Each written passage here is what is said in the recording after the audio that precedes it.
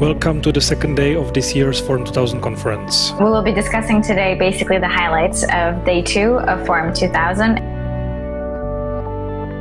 Václav Havel was undoubtedly very important for improving the reputation of Czech Republic and Prague abroad, and his name resonates still in the world.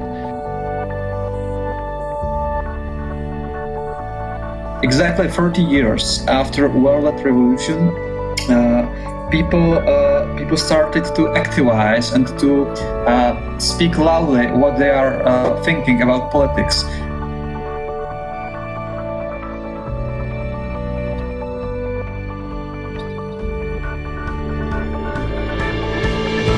For the first time is that people were taking to the streets not only to demonstrate against the government, but they were also demonstrating against their own political/sectarian leadership, which for Lebanon is quite unprecedented. People know what they are fighting for now. We should be also prepared for a possibility that Lukashenko will stay for some time, and we need to continue in our support to people like Sviatlana in their struggle. It's time to get together and start setting up the rules. Will authoritarians shape the norms of the digital era? Let me answer this right away. No, or at least not without a fight. Here we want democratic rules to rule the digital world, not digital rules to rule the democratic world. Esto obviamente también es necesario despolarizar al pueblo, es unir al pueblo boliviano en una unidad estratégica, digamos. O sea, the best thing we can do is simply be strong and ready.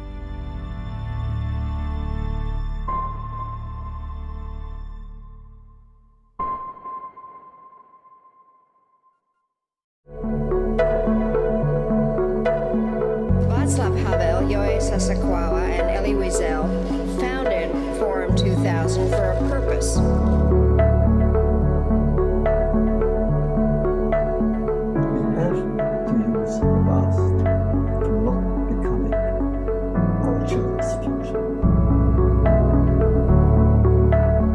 Thank you very much. I am honored to be here, and I want to thank President Havel for convening another extraordinary gathering of Forum 2000. So those people, please think more seriously, and we should develop new ideas, and then important is implementation.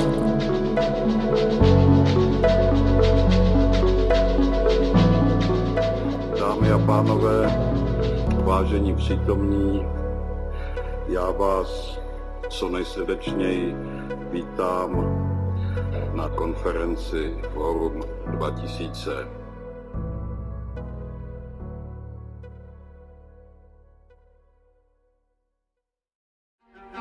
The world is upside down. How should we put it back together? Are we able to act responsibly? Can we work together, play by the rules, and restore solidarity? Let's use this crisis as an opportunity. A new world emerging? Watch the online Forum 2000 conference, October 12th to 14th.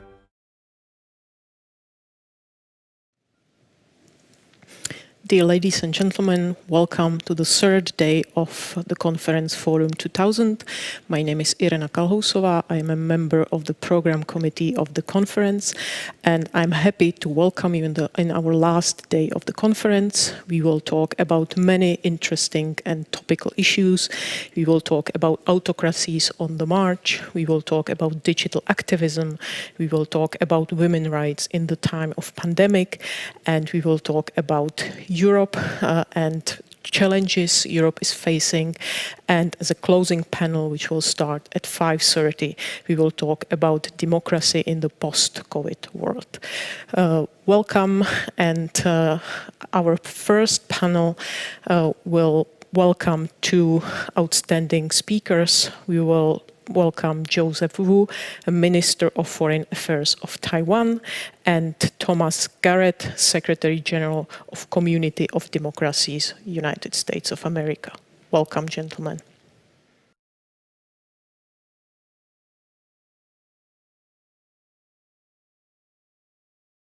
Dobry den.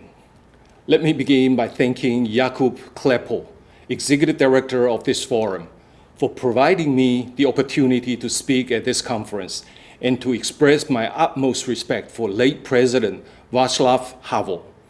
Decades after he left power, President Havel continues to inspire the world through his belief in democracy. I'm proud to say that for generations, the people of Taiwan have shared the same vision with President Havel and strive to create a decent and responsible democracy on this island. 2020 is laden with formidable challenges. The COVID-19 global pandemic presents both risks and opportunity.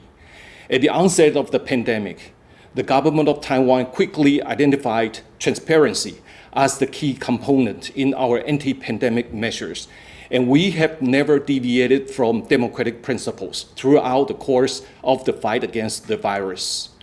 Taiwan's success in containing the pandemic has earned us the confidence and support of our people, as well as recognition and trust from countries worldwide. The Taiwan model stands as a proof of the efficiency and effectiveness of a democracy in face of major crises. We are ready to support the international society in the post-pandemic era. We are willing and able to help with the UN anti-pandemic efforts and are eager to share the successful Taiwan model for combating COVID-19 with the world. We can also contribute much to the realization of the United Nations Sustainable Development Goals. Enterprises around the world have come to realize the danger of over-reliance on specific sources for critical supplies, and Taiwan wishes to work with the business community to restructure international supply chains and enhance its resilience. A month ago, we had the honor to welcome a delegation from the Czech Republic to Taiwan, led by President of the Senate, Milos Vystrčil. I would like to thank President Vystrčil for courageously carrying out this trip despite tremendous pressure. The people of Taiwan truly admire his decisiveness and insistence in honoring President Havel's spirit and democratic values. During President Vystrčil's stay, high-level government officials, enterprises, and civil society groups from our two sides discussed a wide range of issues, including enhancing democracy and the rule of law, bolstering bilateral economic and trade cooperation, as well as facilitating technological and cultural exchanges. I would like to commend the Czech Republic for taking the lead and setting an extraordinary example of supporting and connecting with Taiwan. Going forward, we will follow such model to seek deeper engagement with the world. The road to recovery is long and difficult. Democratic systems will continue to be confronted with threats, and that includes threats to rule-based orders. Taiwan is on the front line of authoritarian aggression, and we understand our responsibility as an outpost of democracy in this part of the world. We have stood firm in face of military coercion and economic threats. We will continue to do so. As underlined by the theme of this conference, this is the time for solidarity. Democracies and all like-minded countries must work together to fend off malicious forces seeking to overturn democratic institutions worldwide. Our two countries may be geographically far apart, but we are bound by shared values and visions. Earlier this year, the Czech Republic was the first in the EU to have issued a joint statement of epidemic prevention partnership with Taiwan. We look forward to forming a strong alliance with your country in the fight against the pandemic. I would like to thank President Vystrčil again for his efforts in bringing our two peoples closer. You can count on Taiwan as your steadfast supporter toward joint prosperity and the maintenance of a free and open society. Together, we will uphold the legacy of President Havel, and we will recover better together. Thank you. I would like to thank you for the invitation to the 24th Forum 2000 gathering. The issues that are to be discussed here are important during this time of serious challenges to democracy. Where once challenges were things such as corruption or voter apathy, now we see new concerns like uncontrolled migration and external malign interference in our democratic systems, and of course, the alarming behavior by Moscow and Beijing in so many areas. To these challenges, we now must add another matter of major concern requiring democratic solidarity, and that's the COVID-19 pandemic. But to me, the fact that so many countries in so many places are dealing with the same concerns at the same time mean there's a real opportunity for democracies to work together on shared solutions. This year, we mark the 20th anniversary of the Warsaw Declaration, a set of 19 principles adopted by 106 democratic states. The Warsaw Declaration, and with it, the Community of Democracies, came about in the year 2000 as U.S. Secretary of State Madeleine Albright and Polish Foreign Minister Bronislaw Goremek invited various countries to meet in Poland. In Warsaw, the countries agreed that while diversity existed among their political systems, there are universal standards that must be present if a nation is to call itself a democracy. The Warsaw Declaration was drafted as a basic charter for democratic nations to follow, and can even be described as a blueprint for those countries seeking a transition to democracy. That assembly in Warsaw 20 years ago was in part a celebration of the large number of countries then that were able to say they were moving along a democratic path. But also underlying that celebration was the knowledge that consolidating these democracies would be difficult. And a clear objective of that gathering was that democracies should work together to support one another. Although 20 years old now, the principles that formed the Warsaw Declaration stood the test of time. We can see that in the Declaration's ability to speak to the current crisis, the pandemic. The pandemic burst on the scene from a non-democratic nation, China, whose initial reaction was to devote considerable state resources towards silencing those who sounded the alarm. Today, in response to the virus, not every democracy has performed successfully, and not every authoritarian system has failed. But an ability to self-correct through constitutional procedures and through access to freedom of information, these are hallmarks of democracy that are essential to overcoming this crisis. That's the focus of a recent statement on the COVID-19 pandemic, which was issued by the Community of Democracies. The key message of our statement is that the cure should not be worse than the illness. And so while Community of Democracy member states have found that emergency measures may be necessary to protect public health, they all agree that these should be evidence-based, short in duration, and regularly reconsidered, always with the aim of leaving democratic procedures and human rights in full force. Beyond this, the statement issued by the Community of Democracies also addresses the impact the pandemic may have on core democratic activities, on things such as elections, the ability for citizens to access information, equal access to education, and freedom of assembly and association. On a positive note, the statement says that times of crises can also be an impetus for change. Through the mobilization of civil society with innovations to democratic processes, and in the demands for reformed institutions and increased accountability, we see opportunities for positive developments emerging from the pandemic. So, as the world confronts the challenges posed by COVID-19, it is critical that the democratic nations of the world keep their shared principles in mind moving forward. In closing, I'd like to share with you a short video on the Warsaw Declaration's 19 principles, updated for today. Thank you very much.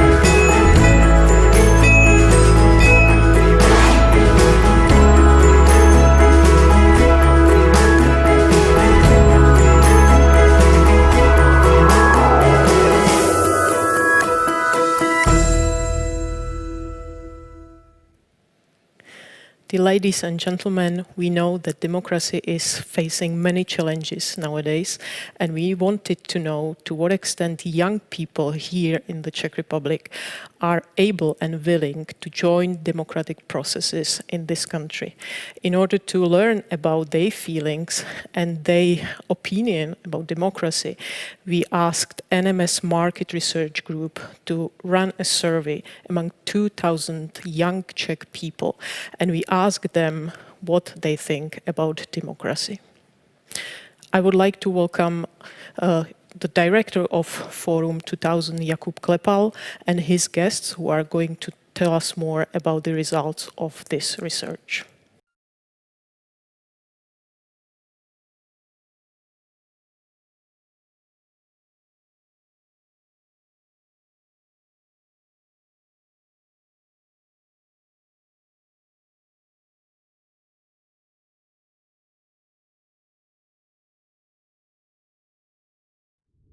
Today, we are about to discuss a little bit beyond below the surface some of the issues that face democracy today.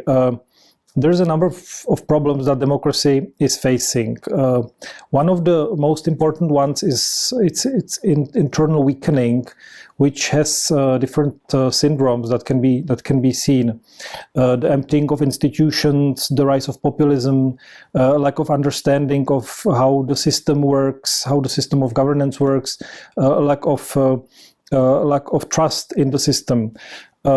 Citizen fatigue, lack of individual engagement in public affairs.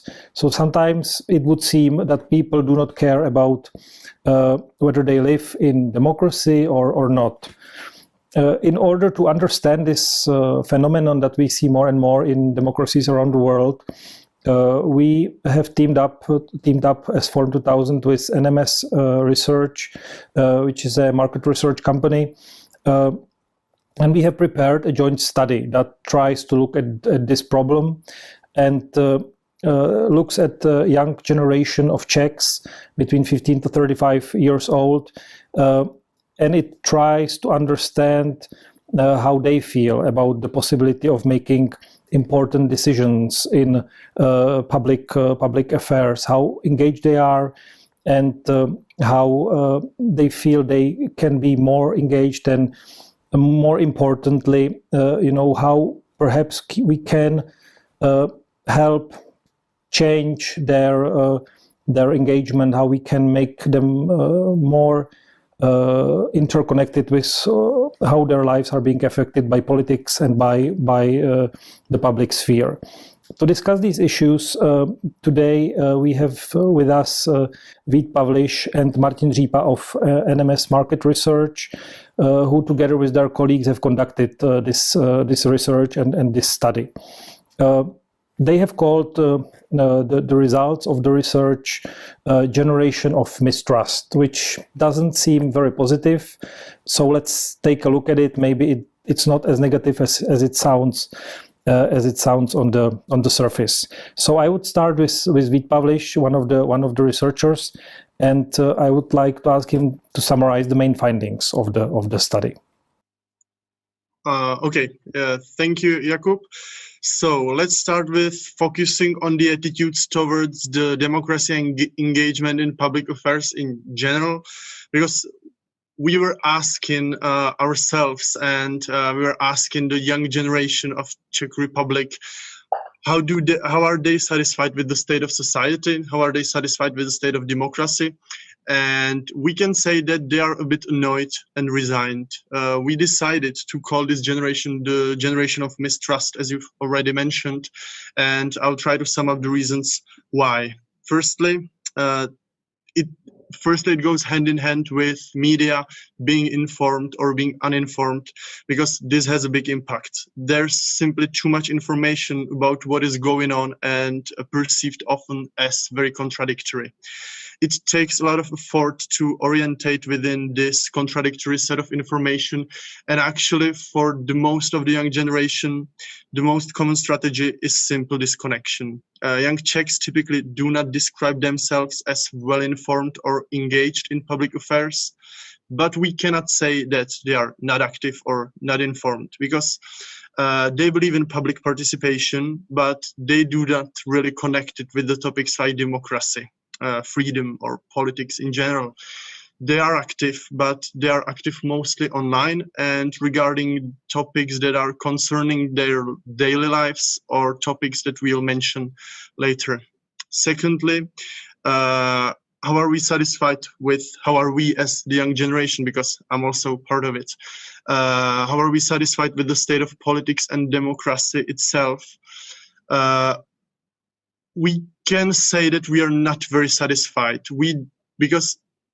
But we don't really feel like doing something about it or having power to change something about the state of democracy and the state of society, because it goes hand in hand with the understanding of the state of democracy itself. Do we feel like our democracy is threatened or in danger? Not really. The average attitude can be explained as neutral. Democracy is kind of okay. Basics of it, as we understand it, are perceived in a rather good condition, and therefore there is simply not much taking us to the streets, not much motivating us to be active in public affairs or fighting for the state of democracy within Czech society. We also cannot forget to mention the attitude relevant among the poor ones. Why? Because living within a democratic society simply doesn't influence well-being of quite a big proportion of the young generation. And we see that dealing with existential challenges kind of raises the perceived importance of living within a society which is democratic. And to sum everything up, to simplify the understanding, actually, we took these attitudes, we also analyzed the topics that resonate with young generation, and we also focused on the activities that today's young generation does. And we understand these the activities that we understand as public participation. And this allowed us to divide today's young generation into 5 segments. We believe that this will help you understand through what topics and activities the public participation makes sense to be promoted and supported among Czech youth. So I will present these 5 segments now. Almost 1/3 of the young generation, those are the passive ones, the first segment. Young Czechs who simply don't see any benefit of living within a democratic society. They are often dealing with existential problems, as already mentioned. And we see that they are the most irritated or even frustrated by the current state of society. Volunteering and charity, that's the second segment. Which represents approximately 22% of the young generation. These are those who are not hesitating to invest their time or money into topics and topics that they are interested in, but these are not typically politics or democracy. These are more often topics like local issues, environmental problems, animal rights, human rights or rights of minorities, etc. We see that public participation actually decreases with age, and the segment called online is the third segment. It represents 23% of the young generation, typically aged 25 plus, already participating only online. Less than 1/5 of us, those are the least satisfied with the state of democracy. The fourth segment, those are people who are regularly taking part in mass activities such as petitions or protests, and this is how we call the fourth segment. And the biggest fighters for democracy, that's the fifth segment. 8% of the young generation, youngs who are active online, active in charity, going to protests or signing petitions.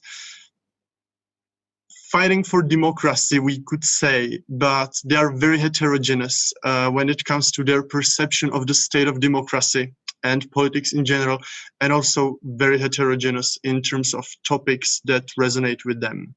Yeah. This is very fascinating. I mean, you basically are, if I, read this in a simplified manner, you are essentially saying that we have, let's say, three groups in the society. One of them is completely passive or mostly passive, which is about 1/3 of the society.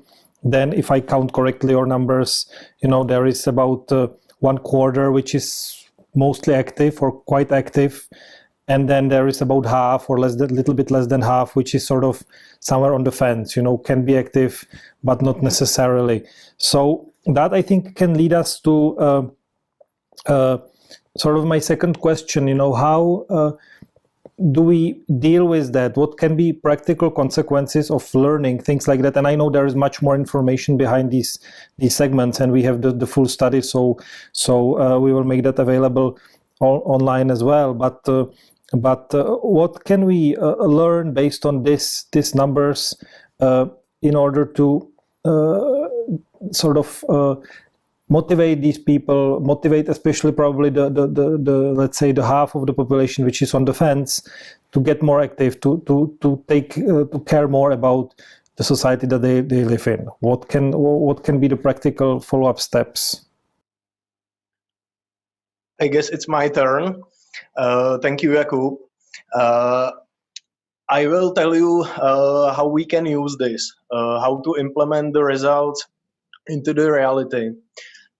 We did specific recommendations from all the findings we had, and I have to say that it's necessary to work with them. They are linked to each other, so you cannot work with them separately. You have to know context, and then you get the picture how to work with them. I chose three most important ones, but of course there are many of them within the research. So the first one, you will not support democracy by supporting democracy. This is basically about the term democracy itself. We found out that young people here do a lot of important work around them, but they do not associate this work with democracy. So our suggestion is to use the topics which are in their everyday lives and which are close to them. We know that this way can be a little bit complicated, but we are sure it's much smarter than simply say, let's support democracy here. We know these topics. There are, as I mentioned, many of them. It's, for example, freedom of speech and expression, freedom of movement, freedom of travel, and the right to vote is very important. What we have to do is that young people here need to know that these topics or conditions are not naturally here, and we have to care about them. So that's the first recommendation. The second one is go from bottom, go from local. We found out that young people misbelieve positive stories of people who have really changed something. So we should go, or you should go to localities, to regions, to municipalities, to find out what is bothering them. Talk to them about it, because as Vitek mentioned, they are not satisfied in general, and we have to repair this from bottom. So our recommendation is to find local heroes and inspiring stories and actually prove that being active makes sense. And the third one is expand the scope of Forum 2000. And if we find a way how to deliver these topics, then we are sure that it's gonna work. Thank you, Martin. To conclude this short interview, do you feel, because we have done this research on the Czech society, we focused on Czech youth, but the situation is quite similar in many other places around the world, in many democracies. So do you feel that the outcomes of this research, the results of this research, are relevant to countries outside of the Czech Republic? We have been actually thinking about this question a lot during the research, and of course, right now unfortunately we don't have any data we could compare with this study, which was conducted just in Czech Republic. So my answer will be just theoretical. Originally, we thought that there could be some similarities, especially among we four countries, like, for example, Poland or Slovakia, because if we are thinking about this, we said that, okay, conditions and history were there similar, so maybe part of the research or some results can be the same for more countries. But then after the months within this research, we realized that the results are such a specific and complex that this cannot be simply said or compared with other countries, because we know that right now we know that it's not just about the political conditions or economical conditions. It's also about the mood among this generation. So long story short, we simply cannot say right now if this or that part of research is valid for other country or countries. I think it would be interesting to do absolutely the same research, the same methodology in other markets, and then we will see if there are any patterns or results which could move the democracy across the nations or across the countries. That's what I can comment right now with the data. Well, thank you, Martin and Vitek. This has been a very interesting chat. We will certainly be following up on this. We look forward to our continuing cooperation, to somehow finding a way to build up on this research. Thank you very much for working with us on this, and I wish you all the best. Thank you too. Thank you as well, Jakub. We really enjoyed this research. Thank you. Yeah.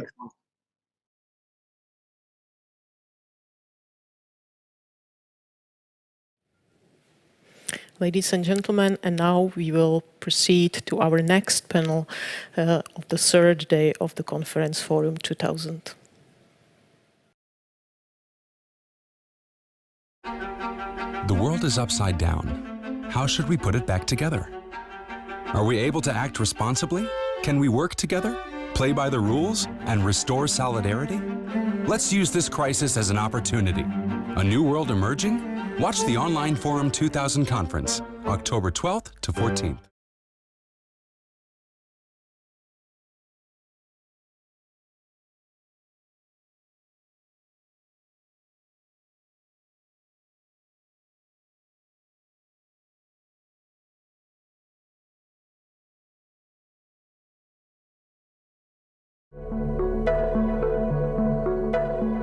Václav Havel, Joe Sasakawa, and Elie Wiesel founded Forum 2000 for a purpose. We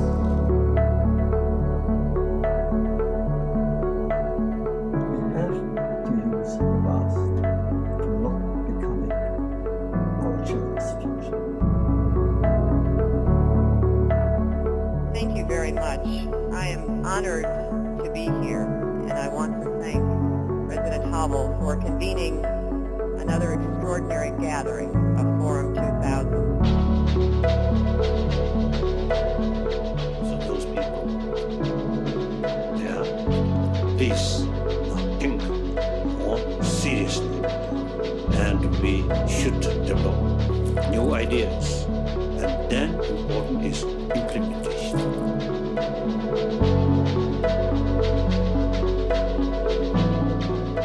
Dámy a pánové, vážení přítomní, já vás co nejsrdečněji vítám na konferenci Forum 2000.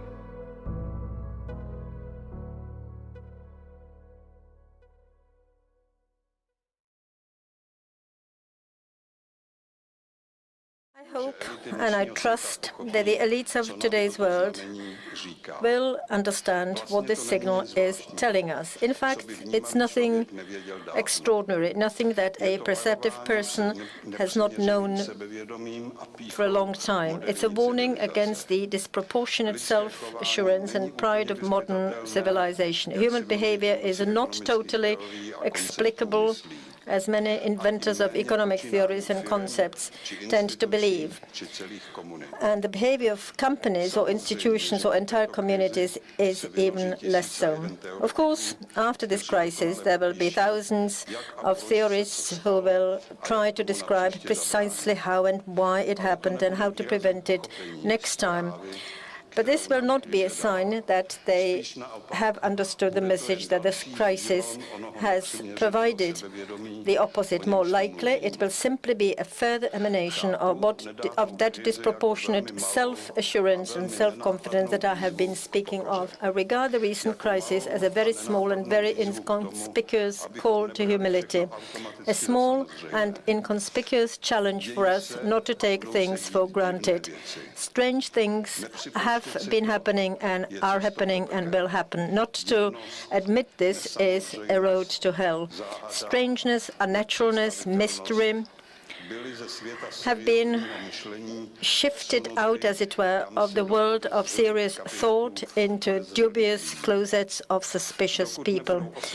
Until they are released again and allowed to return to our minds, things will not get better.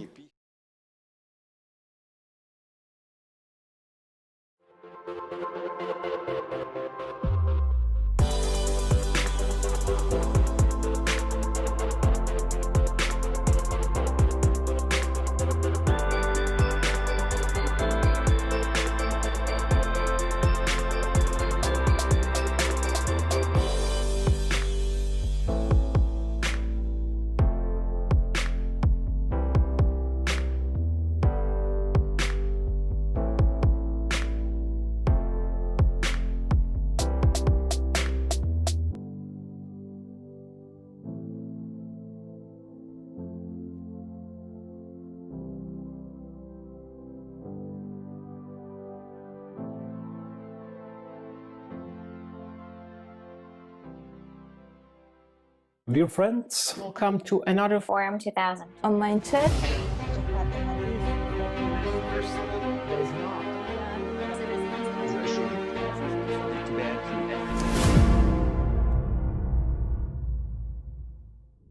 We have seen the rise of authoritarian populists in countries in Central Europe, but also in Western Europe, in North America, in Latin America, in Asia, really all around the world. The common feature is the erosion of trust in democratic institutions, erosion of trust in political elites. Populism, polarization, and post-truth, I think, explain the politics in a lot of the world today. Restrictions against civil society have been happening for the best part of a decade now in authoritarian regimes, but also in many democratic countries as well. And these are all things, in addition with like a big cultural change, cultural modernizations, that make people more prone to vote for parties that are less committed to democratic norms. Why people vote for people who promote policies or who represent policies that will actually harm them. You as a populist are for the people and against the elites and intellectuals and experts and doctors and scientists. Lukashenko was always master of manipulation, of sending right messages at the right moment, at the right time, so everyone is happy. What I'm really worried about, once they control sort of the public sphere, then citizens don't hear anymore about opposing views. And then it's very difficult for citizens before an election to form their opinion. But I wouldn't say this is a divide east-west. This is a divide within our countries.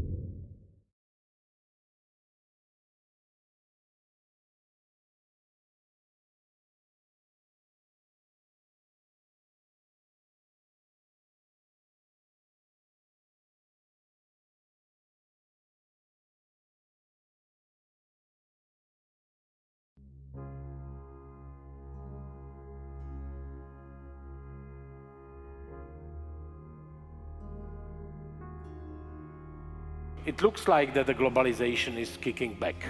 After years of globalization, the fear came to us. Fear destroys solidarity.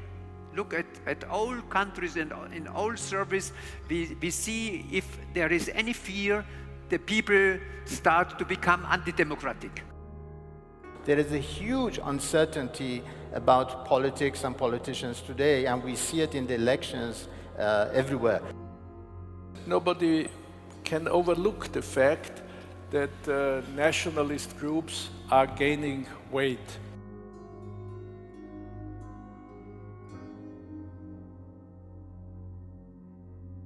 The rise of populism, anti-system parties, and so forth. This is something very troubling.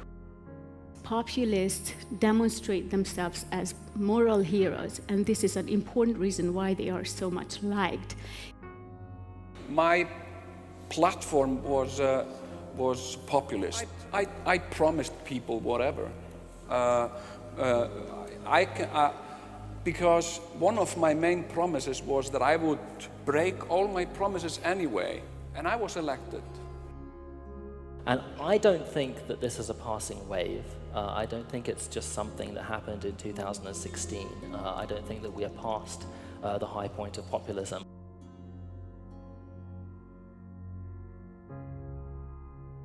What I'm trying to say is, if you don't do politics, politics will do you. It needs to be discussion-based, so not only principles of democracy, what it is, why it's important, but engage with the people.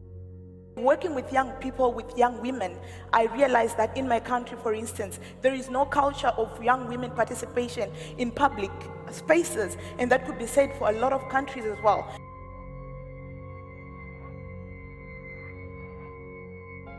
In the midst of all the uncertainties of our world, I believe that nothing would be worse than despair or loss of interest in our shared future. Free, fair elections, institutions, free press, opposition. Liberal democracy is really the only system that exists that can defend and protect the dignity of the individual. We need to improve our democracies because it's the best tool that we have for development.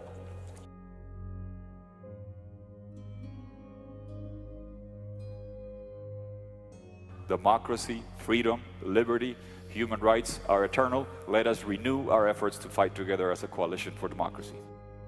We need to make national pride an asset for democracy. We need to make sure that citizens have such a deep commitment to their democratic ideals and enough political information that the conspiracy theories and the hatred and the fake news that spreads on social media doesn't impact them as deeply as it does. There is a need for active defense of liberal democracy.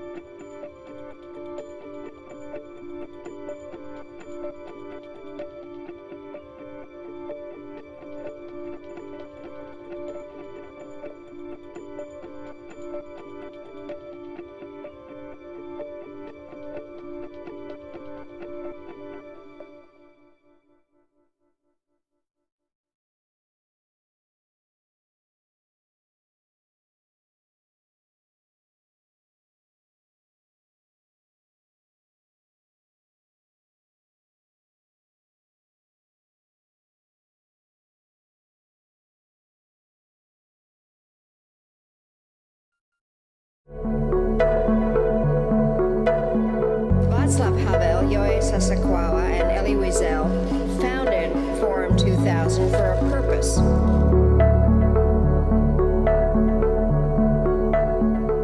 have to use the past to not becoming our children's future. Thank you very much.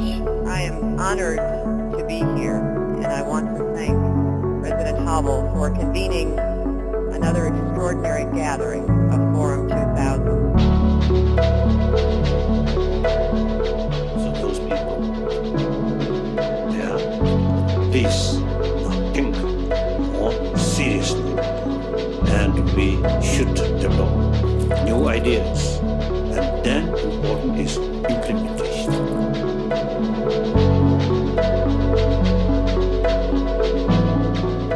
Dámy a pánové, vážení přítomní, já vás co nejsrdečněji vítám na konferenci Forum 2000.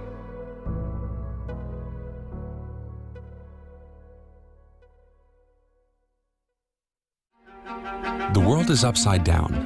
How should we put it back together? Are we able to act responsibly?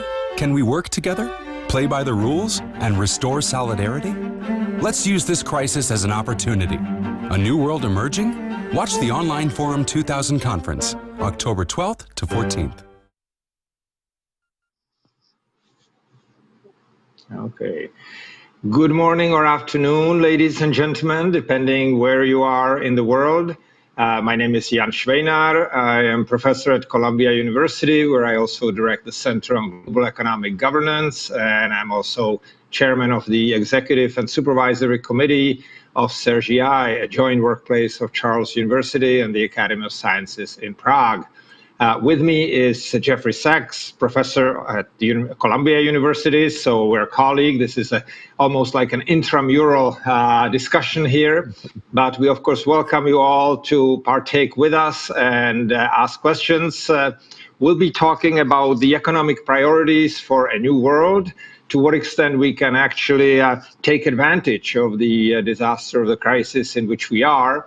The layout will be such that Jeff will start with an initial set of remarks. I will follow him, and then we'll have a discussion into which we will incorporate whatever we can actually hear from you in terms of questions and everything. So Jeff, please go ahead, take it from here. Jan, thank you so much. It's wonderful to have a chance to chat with you, but especially to be back at Forum 2000. We go back with this forum a long way, both of us, and it's been a great honor to be part of this ongoing global symposium in honor of Václav Havel and his legacy from the start. But what a weird time we are now. This is definitely the most unusual moment I think that the world has faced since the start of Forum 2000, and arguably really since the Second World War, or maybe the dramatic events of 1989. In other words, the world is just upside down. I would say if we look back to the beginning of this forum a quarter century ago and where we are today, boy, we didn't anticipate so many of the issues that we're grappling with now. Certainly, these pandemics, which are not just this one, but it's been one after another of newly emerging diseases, a kind of symptom of the overall environmental crisis that the world is facing, which wasn't so clearly in our minds, I would say, a quarter century ago. Geopolitics is changing dramatically. It's part of the story. Amazingly, this year, the continued relative rise of Asia is actually accelerated because Europe and the US are in deep crisis and deep economic decline, whereas China is actually going to have economic growth this year because they stopped the pandemic. and it has enabled them to have an economic rebound. So what allowed COVID-19, why we're not getting it under control, the environmental challenges of climate change, which will involve a lot about how we rebuild from here, and the changing geopolitics, also on the brink of the US election, which is going to mean a lot for the world. Yes, no, you're absolutely right. I think this situation is unprecedented. When we look back all the way to World War II, since then, you know, it's something that came suddenly. We've been unprepared. It is true that there were people who were saying we need to get ready for the pandemic. It might come, but we really have been caught off guard. Different countries have handled it very differently. As you say, China, where it was very tough at the very beginning and where it originated, has actually managed, together with some other countries like South Korea, to handle the situation relatively well. It is surprising now, as we are entering in many parts of the world, Europe and the Czech Republic, where the forum takes place, you know, going through a very, very severe second wave, and you know, the governments have been caught off guard. So I think the challenges are there. They are of the short-term nature of how you contain flare-up where it is very severe. And then the long-term that you mentioned, which I think are very important in terms of the environment in general. And here I think the measures that the governments will take will be very important in some sense. Will they be decisive enough both to handle the pandemic in the short run, and will they be decisive enough in terms of handling the medium and long-term issues, including the environment? Let me throw in a sort of a challenge here for you to take, and let's run with it. I think that we are in the era where governments of all ilk, all types, have decided that they do have to handle things very seriously, and they have started expending significant amounts of resources, some more efficiently than others. And I think this is something that we'll see now in the short run, and probably in the long run as well. And there are a whole bunch of ramifications, economic and political. What do you think? Well, I was going to start by saying that when it comes to governance, there were actually studies and lists made, ironically, at the end of last year about which countries are most prepared for a global health crisis. And the country that was declared to be most prepared in the world was the United States. It was top of the list. And most of our familiar countries, including Czech Republic, including the countries of Western Europe, ranked very high on the list. And it turned out that list is completely upside down when it comes to what's actually happening right now. So it gives us reason to ask a very significant question: what is going on with our governance? Now, in the United States, it's pretty clear we have a president who absolutely ignores science from the moment he wakes up in the morning and starts tweeting until the end of the day. Sometimes it seems there is no end of the day because the tweets just keep coming. But he's completely against rational, logical science. And we now have 220,000 dead people in the United States from COVID, I think heavily at the responsibility of Trump. What's happening with our governments more generally, though? Why aren't we listening to evidence and undertaking systematic, science-based policies? I think it's a big challenge, actually, for all of the democracies, Europe and the United States. Some countries are doing a bit better, mainly the Nordic countries, but even there, Sweden has been an outlier, not a good performance at all. But most of the countries, not well. And in the Czech Republic, it was, of course, very sad that there was a sharp lockdown, and then somehow the idea was life could go back to normal. And now this disaster came. Where were the public health specialists to say, no, life can't go back to normal. We have to keep precautions, physical distancing, contact tracing, testing, face masks, all the basics of public health. We never applied them in the United States. I don't think they were ever properly applied in the Czech Republic. They weren't properly applied in Spain, in France. It's really shocking to me. On the other hand, you know, if you look in Asia, China, but not just China, Taiwan, Korea, Japan, Australia, New Zealand, 2 Anglo countries, did so much better. So I think that this is one thing, Jan, that we're really going to have to take to heart. This kind of winging it, that politics is a game. You don't have to attend to the facts. You can say what you want. In the United States, Trump says anything he wants, no matter how stupid. And in my opinion, it's usually very stupid every day. But it's a game. It's a game of image, a game of sound bites, a game of tweets.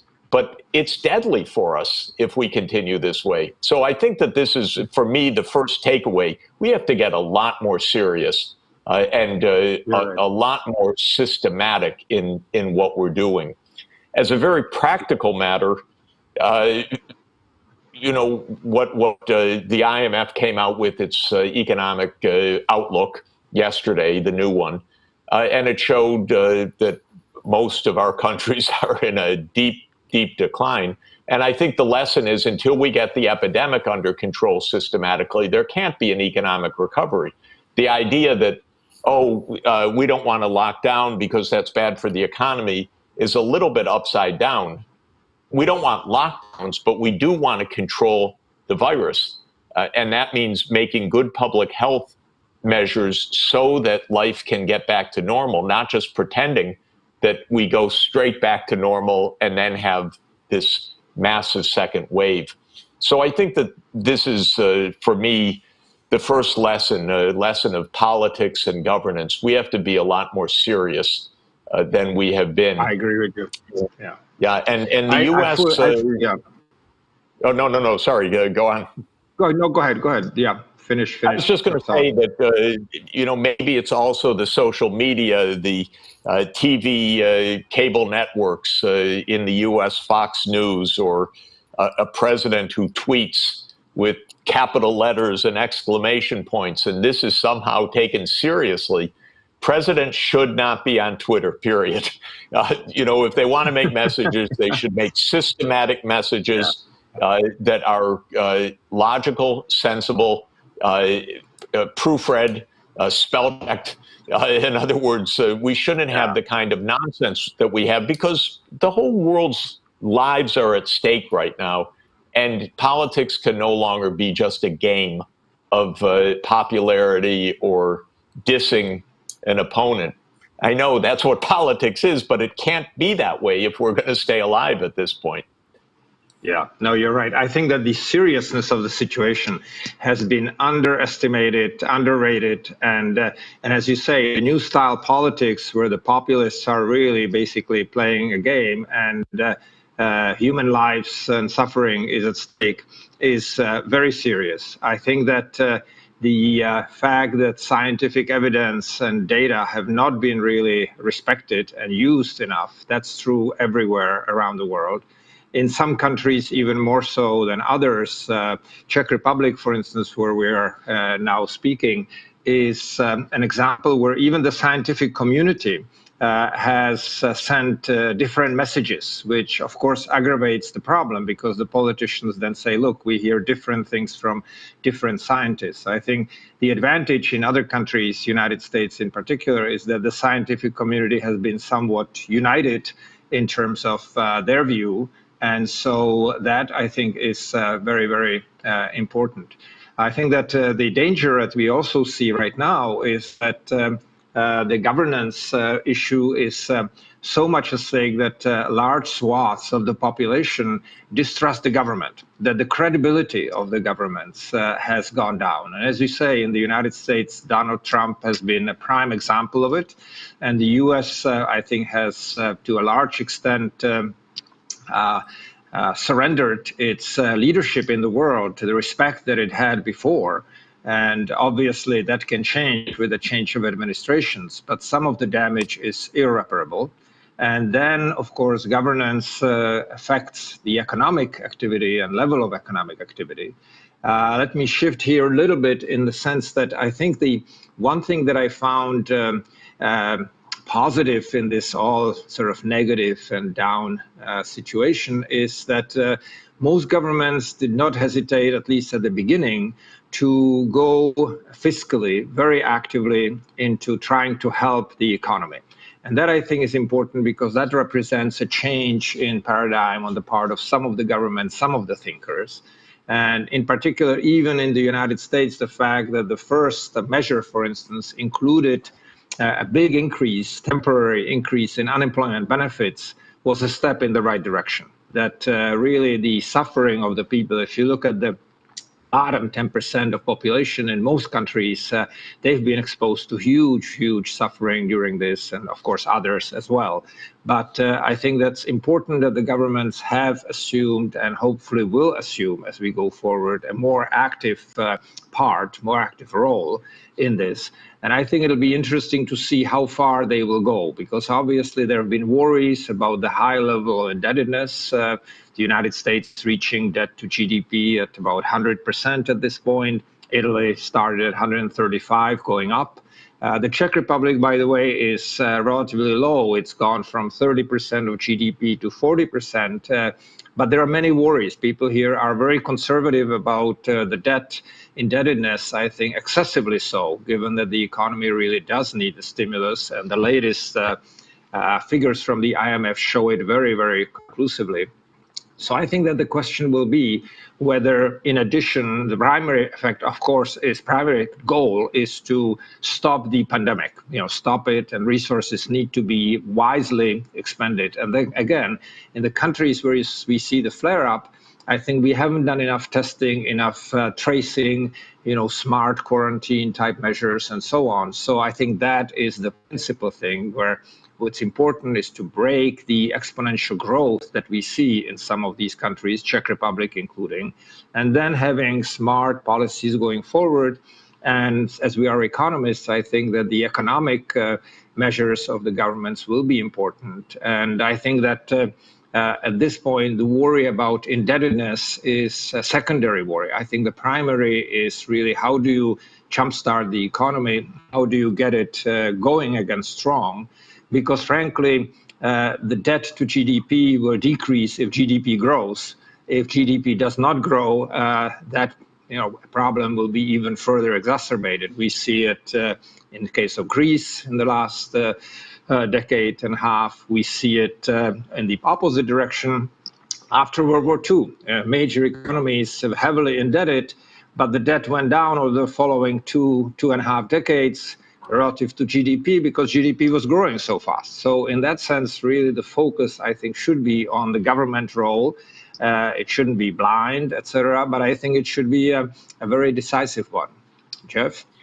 Yeah, I think in agreement with you, the best economic strategy is use public health measures like wearing face masks, keeping large meetings banned for the moment, stopping the transmission of the disease, contact tracing, and quarantining. All the basics, use that because they're very low cost. That's not a lockdown. That is systematic public health to stop the transmission of the disease.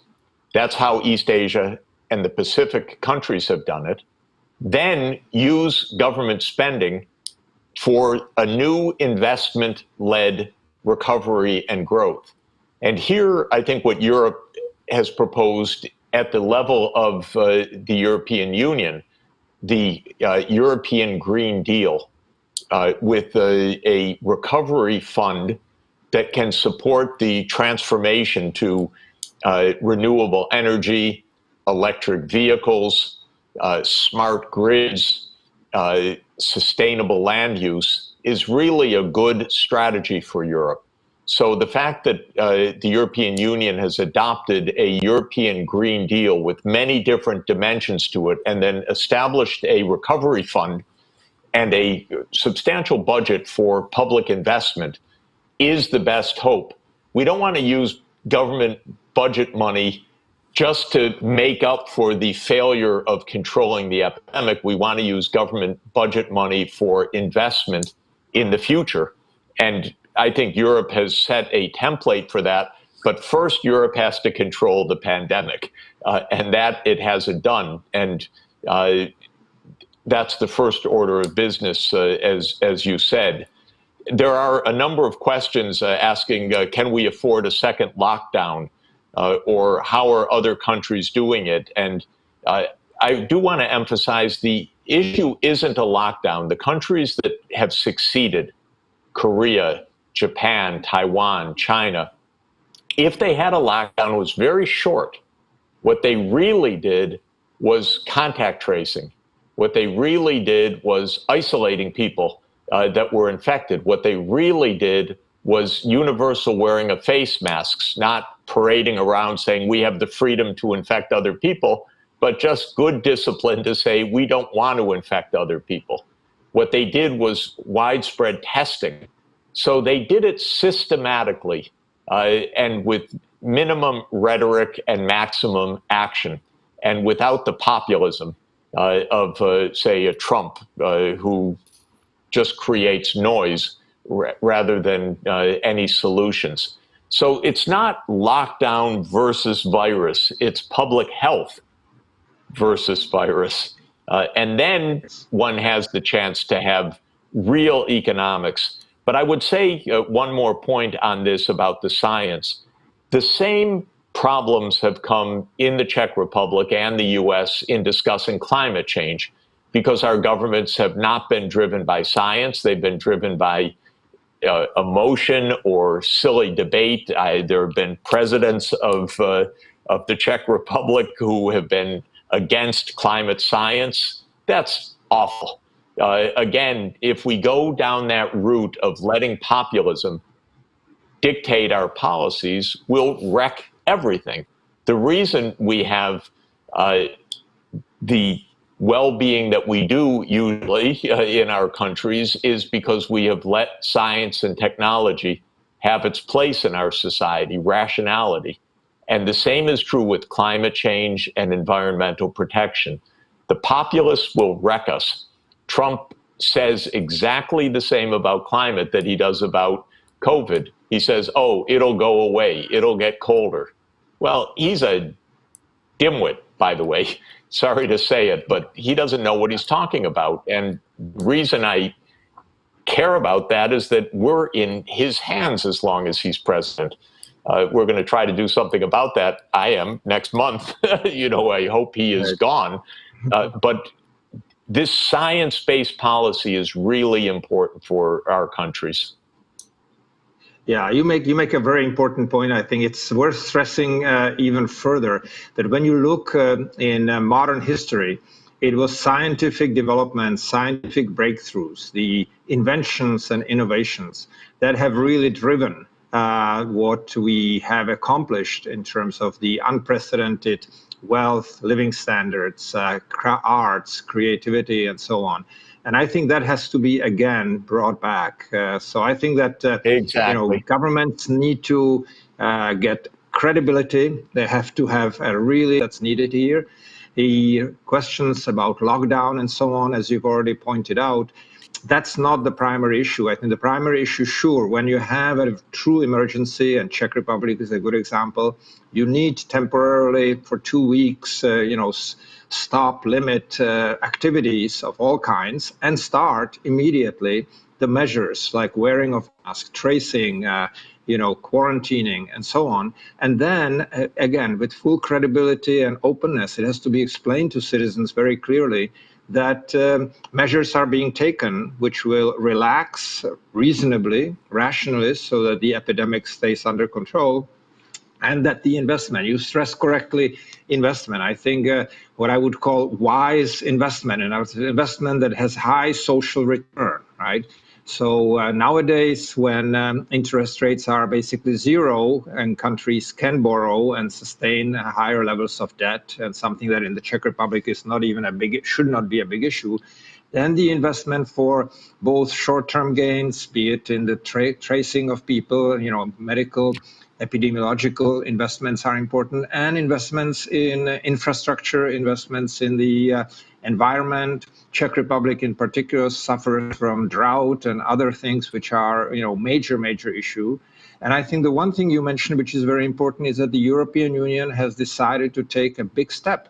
The Recovery and Resilience Fund really is putting emphasis on a Europe-wide, for the first time, a major Europe-wide initiative, which, if successful, if correctly carried out, will have a major benefit for all the countries, both in the short run and in the long term. And Europe here is one area where it is a leader in terms of its concern and steps it's taking towards sustainable development. And I think that's very important. I think it's also, thinking back to the beginning of this forum in 1996 and the early days after the end of the Cold War, we looked to the European Union as a great hope for Czech Republic, for the new member states, or the countries that would become the new member states.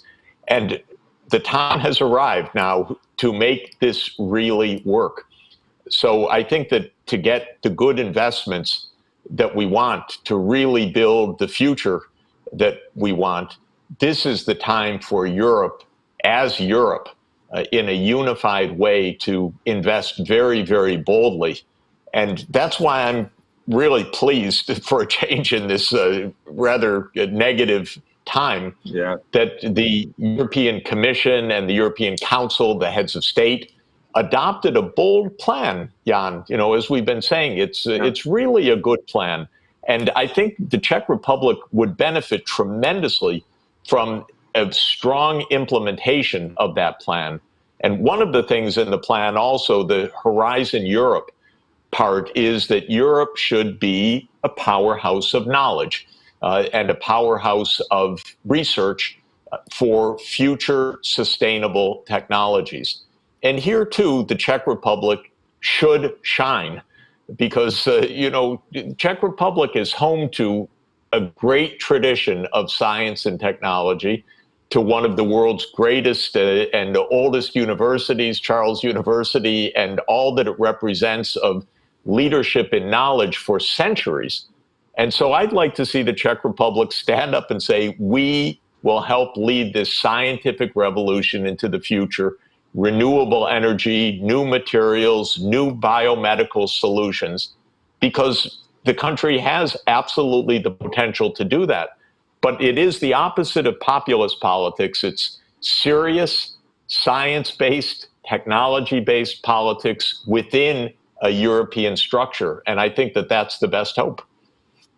Yeah, no, I absolutely agree with you. I think the Czech Republic has a tremendous tradition. I think the tribute we should pay, of course, in recent history is to Václav Havel, who was a far-sighted philosopher and politician, and indeed has set the course of the country. I think that going back more historically, you're absolutely right that the Czech Republic has had great inventors, scientists, and has a great generation of people here right now as well. And Jeff, I'd like to, since we are coming towards the end, I'd like to thank you in particular. For those who are not aware, Jeff has been very influential in the Czech Republic from the transition time, from the beginning, helping out both policy-wise and in establishing and developing the CERGI, Charles University Academy of Sciences joint workplace. And so, Jeff, thank you. This really has been a terrific thing. And thank you for participating in this panel, which has been, by the way, done jointly with Project Syndicate and the Center on Global Economic Governance at Columbia University. And we thank the organizers for giving us the opportunity to be here. What a pleasure. Thank you so much. Thanks to everybody, and have a great day, everybody. Thank you. Thank you.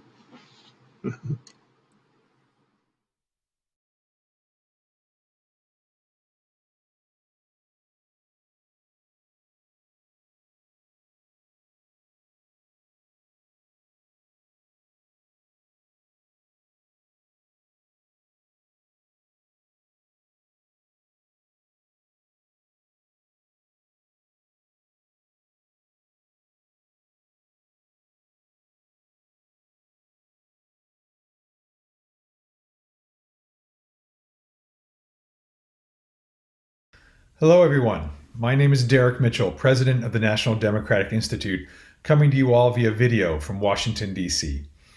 I want to first thank Forum 2000 for the invitation to participate in this year's meeting. It is truly an honor and pleasure to address this audience and to celebrate the legacy of a truly great man, Václav Havel. We all can use these days more of the personal bravery, integrity, vision, and wit that marked the life of President Havel, and that he wielded to steer his country toward a more just and democratic future. President Havel continues to serve as an inspiration, a lodestar to anyone, anywhere who values democracy, human rights, and human dignity around the world, particularly in these rather troubled times. For most of my career, I worked to advance U.S.-Asia relations. Now as president of NDI, I am proud to represent an organization inspired by Havel's life's work to support the development of democracy and democratic cultures worldwide. So again, I am grateful for this opportunity to speak to this forum organized in his name. I suspect if he were alive today, President Havel would have much to say about the issue I've been asked to address, the global challenge of China. He would likely remind us first that China is not the only illiberal challenge in the world today, and note the work of Vladimir Putin's Russia, Viktor Orban's Hungary, Erdogan's Turkey, among others, to undermine the values of democracy and liberalism to which he dedicated his life.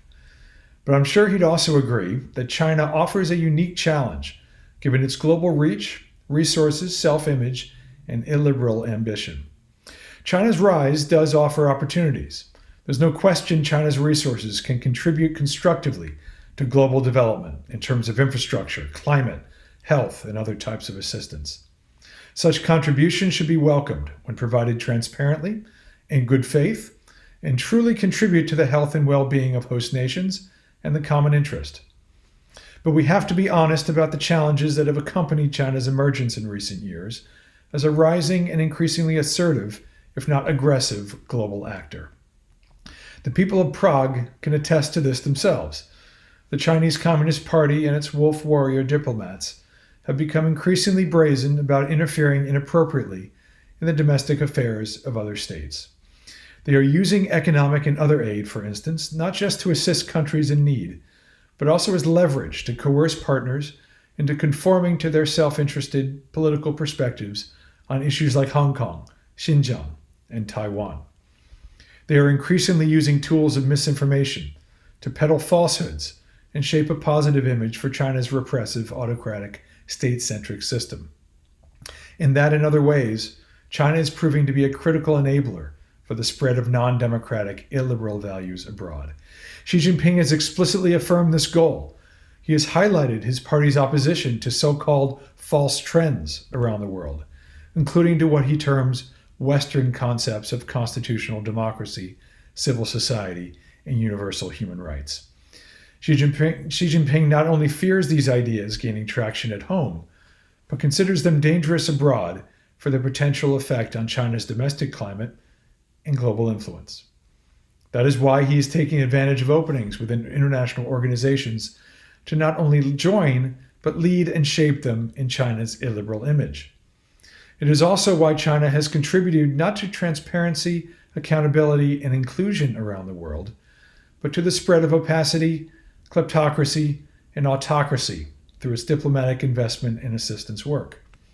According to China's perspective, individual freedom is troublesome, problematic, and should be subordinated to the power of the state. Such an attitude has led China's political support for autocratic leaders such as Alexander Lukashenko in Belarus, to enable them to withstand continued domestic pressures to respect the result of democratic elections. And perhaps most troubling, the Chinese Communist Party is pioneering the testing and deployment of an Orwellian-style state surveillance system to give government authorities the final word on free speech, free association, and free assembly. What started as a method to ruthlessly control the Uyghur population in Xinjiang is now not staying in Xinjiang. Beijing is exporting these technologies to any and all customers, including to the globe's worst actors, and of course without democratic safeguards. And it's important to note that whatever their current potency, such systems are only in their infancy. There is little doubt China going forward will continue to export such systems with little discretion. What we are facing then is a reemergent competition of ideas, visions, narratives, and values. A competition between democracy and autocracy, transparency and corruption, free speech and censorship, rule of law versus the rule by the strong, and notions of popular sovereignty versus malign control by a self-selected few. Ultimately, it comes down to a competition between the power of the state versus the dignity of the individual. We've seen this kind of competition before, if in different form. No one wants another Cold War, and none should seek or welcome it. But neither can we be blind to the challenge facing those who cherish democratic values by the rise of strong, committed, and well-resourced authoritarian states. China may have benefits to offer, and again, we should welcome those benefits. But for those who accept Chinese largesse, I just say, buyer beware, or at least buyer be aware. Keep in mind, assistance typically comes at a price. Sometimes that price is clear, oftentimes it becomes clear only over time. Under such circumstances, countries should ensure safeguards, including systems of transparency and oversight from the legislature, media, and civil society, to ensure the country accepts such aid through consensus and with eyes wide open. Such an approach, in fact, conforms to recent NDI public opinion polling of youth attitudes in the Visegrad region of Central Europe, funded by the U.S. National Endowment for Democracy. Our research showed that young people overwhelmingly believe that political decisions in their countries should be made openly through legislative debate and public consultation. In other words, democratically. In such a way, nations build civic trust and societies remain strong and resilient, particularly when crises hit. It was instructive that the poll also revealed that the COVID-19 crisis has increased young citizens' interest in politics and public affairs. That is a healthy signal about the future of democracy, including in countries like the Czech Republic, to which political leaders in the region should respond. Many of you likely know that NDI's chairman is former Secretary of State Madeleine Albright, a great friend of Václav Havel, who in addition to being one of America's national treasures, is a proud daughter of the former Czechoslovakia. Secretary Albright still speaks with reverence about the former president. I hear it all the time in private and in public. Secretary Albright once noted that Havel urged us to treat the Cold War's end not just as the conclusion of a bitter struggle, but as the beginning of a new and even greater challenge. That challenge was a consolidation of democratic promise engendered by the end of the Cold War. Democracy, as we have found over the years, is not easy. It is messy, it is not linear, nor is it inevitable, and it must always be fought for and protected by every generation. We have found in recent decades that indeed history never ends. The competition between autocracy and democracy will continue, as will the siren song of strongmen and demagogues who promise easy solutions to difficult problems and seek to control in the name of liberation. The defining issue of our time, I would argue, is what rules, norms, and values will guide nations and serve as the foundation of the international system in the 21st century. These norms and values are in play for the first time in over 7 decades.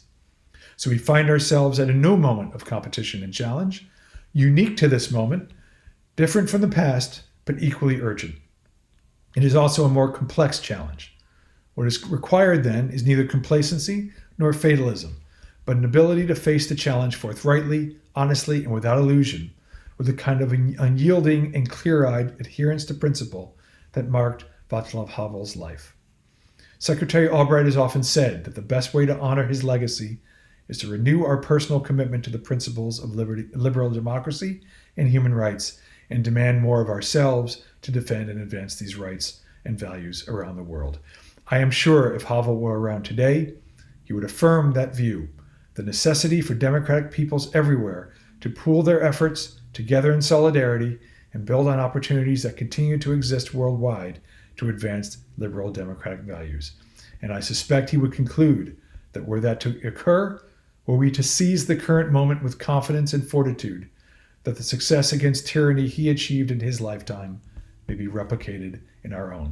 So I just want to thank the forum again for inviting me to speak. I hope everyone stays safe and well, and I thank you.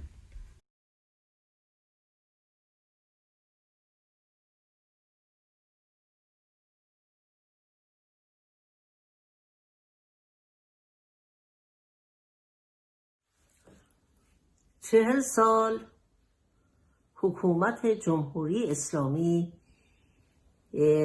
متاسفانه سرشار از موارد نقض حقوق بشر بود و در 10 ساله اخیر مسئله تحریم ها و کارپشن گسترده‌ای که به صورت ساختاری وجود داره باعث فقیرتر شدن مردم هم شده. همه اینها دست به دست هم داده و یک فاصله عمیقی بین مردم و حکومت ایجاد کرده. در سالهای گذشته تبعیض بر اساس جنسیت در قوانین داشتیم، زیرا که طبق قوانین جمهوری اسلامی زن نیمی از مرده و از حقوق یک شهروند کامل برخوردار نیست. به عنوان مثال شهادت 2 زن در دادگاه معادل با شهادت یک مرد و بسیاری قوانین نامناسب دیگر. تبعیض بر اساس مذهب داریم. مذهب رسمی ایران طبق قانون اساسی شیعه و اسلامه. سایر فرق اسلامی و همچنین مسیحی، زرتشتی و کلیمی به رسمیت شناخته شدن، اما فراموش نکنیم که تعداد کثیری از ایرانیان حدود 350,000 نفر ما بهایی داریم که اینا از کلیه حقوق شهروندی خودشون محرومن، حتی نمیتوانند به دانشگاه بروند. سیاست خارجی ایران متاسفانه نادرست بوده و این مشکلاتی رو برای هم حکومت و هم شهروندان ایجاد کرده، از جمله اینکه اجازه نمیده در مسابقات بین‌المللی ورزشکاران در مقابل رقبای اسرائیلی خود حضور داشته باشند و همین مسئله ایران رو مواجه با مشکلاتی در عرصه بین‌المللی کرده. زنان ایران حق ندارن در استادیوم های ورزشی بروند و فوتبال نگاه کنند. فیفا چند مورد به ایران اخطار کرده. موارد اختلاس بسیار گسترده است. ظاهرا محاکماتی صورت میگیره، اما مردم شاهد اجرای عدالت نیستند و همچنان فساد در لابلای حکومت از بالا تا پایین جریان داره.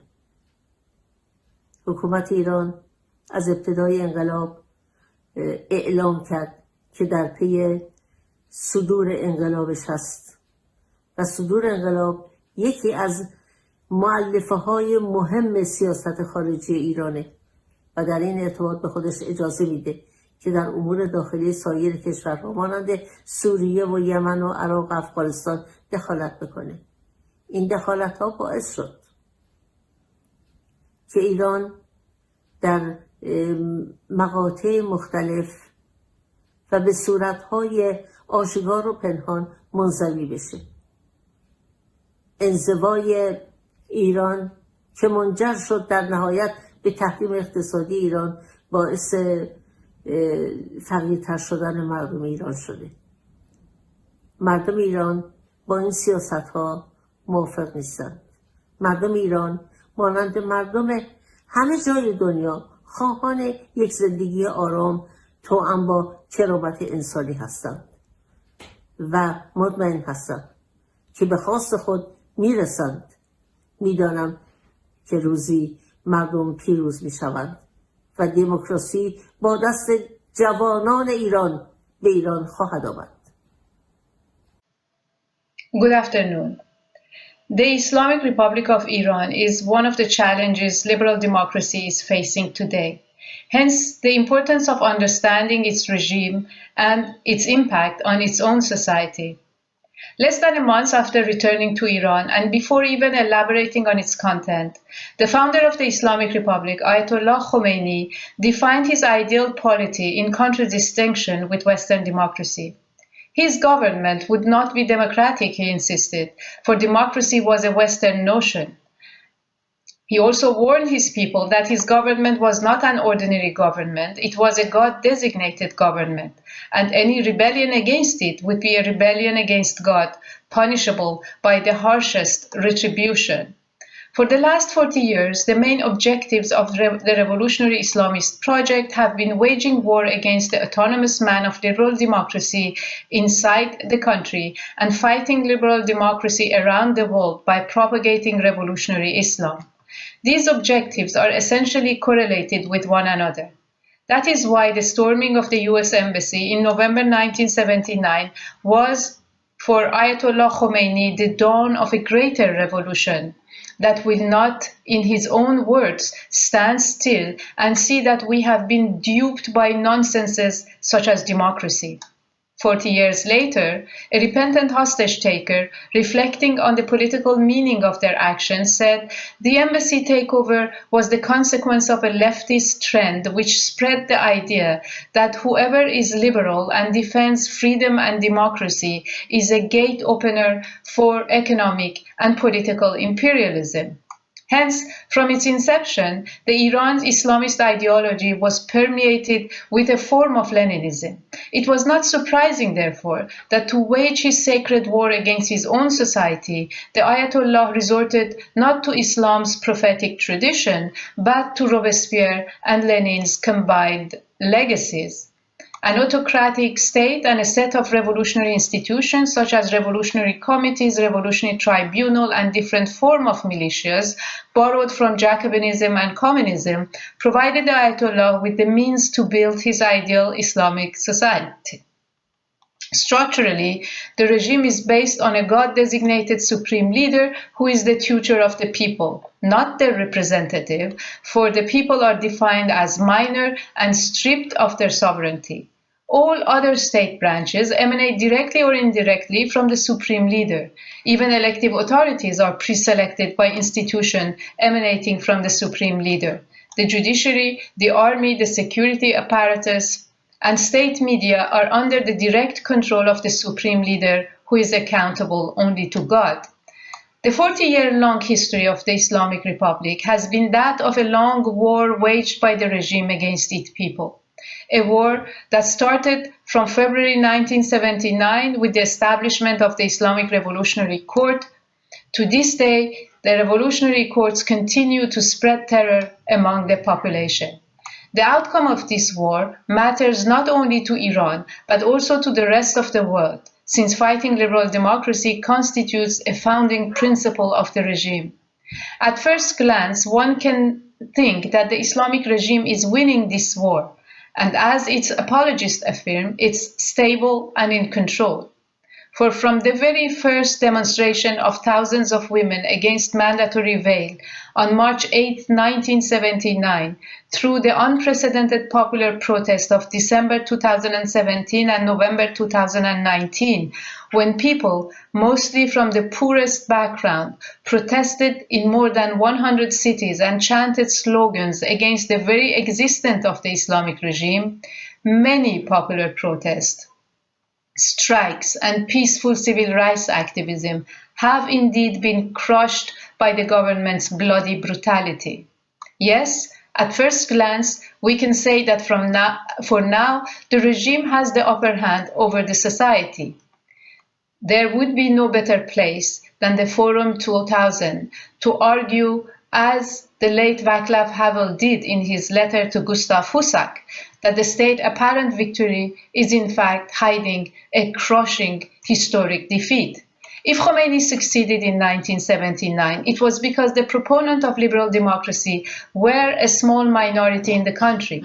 And though diverse in their partisan leanings, most of the politically literate citizens were indifferent or hostile to liberal democracy. The revolutionary experience has transformed the 1979 political landscape.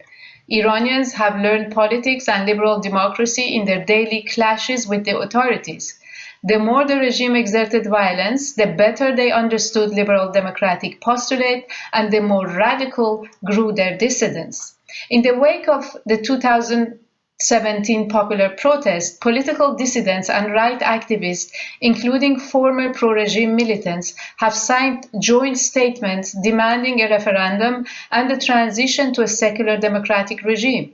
Women, tired of demanding their rights from the authority, have started a civil disobedience movement by taking off their veil in public space. They openly claim their natural autonomy by telling security forces to mind their own business.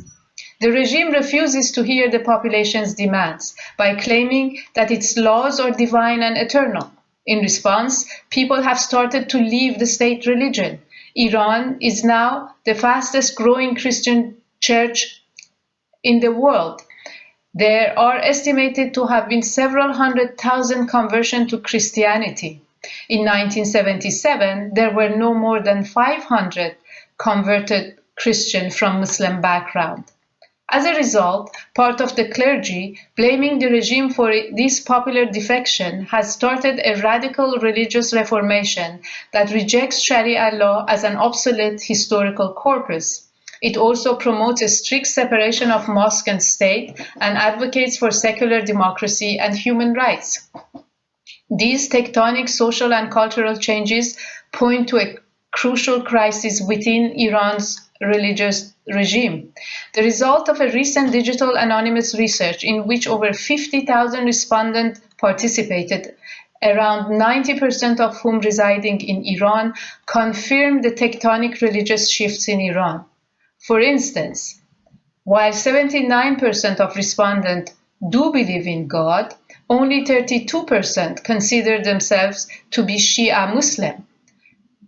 8% say they are atheist, 58% do not pray, and nearly 47% say they lost faith in religion during their lifetime. 68% believes that religious prescription should be excluded from state legislations. Around 72% oppose the mandatory hijab. Iran may now be on a new course. This course is taking it towards becoming the first Muslim society to weave into its spiritual, social, and intellectual fabric the principled separation of religious and the state, characteristic of liberal democratic worldview. This is a historic opportunity for liberal democracy worldwide to support the Iranian society in its fight against Islamist totalitarianism. Thank you.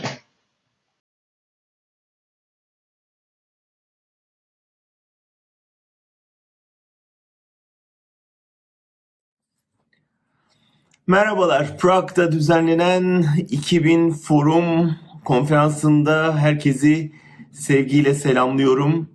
Bizleri bir araya getirdiği için forumun düzenleyicilerine de buradan sevgilerimi gönderiyorum. Ben Can Dündar, Türkiye'li bir gazeteciyim. Halen Berlin'de sürgünde yaşıyorum. Çünkü ülkemde artık özgür gazetecilik yapmak ne yazık ki neredeyse imkansız.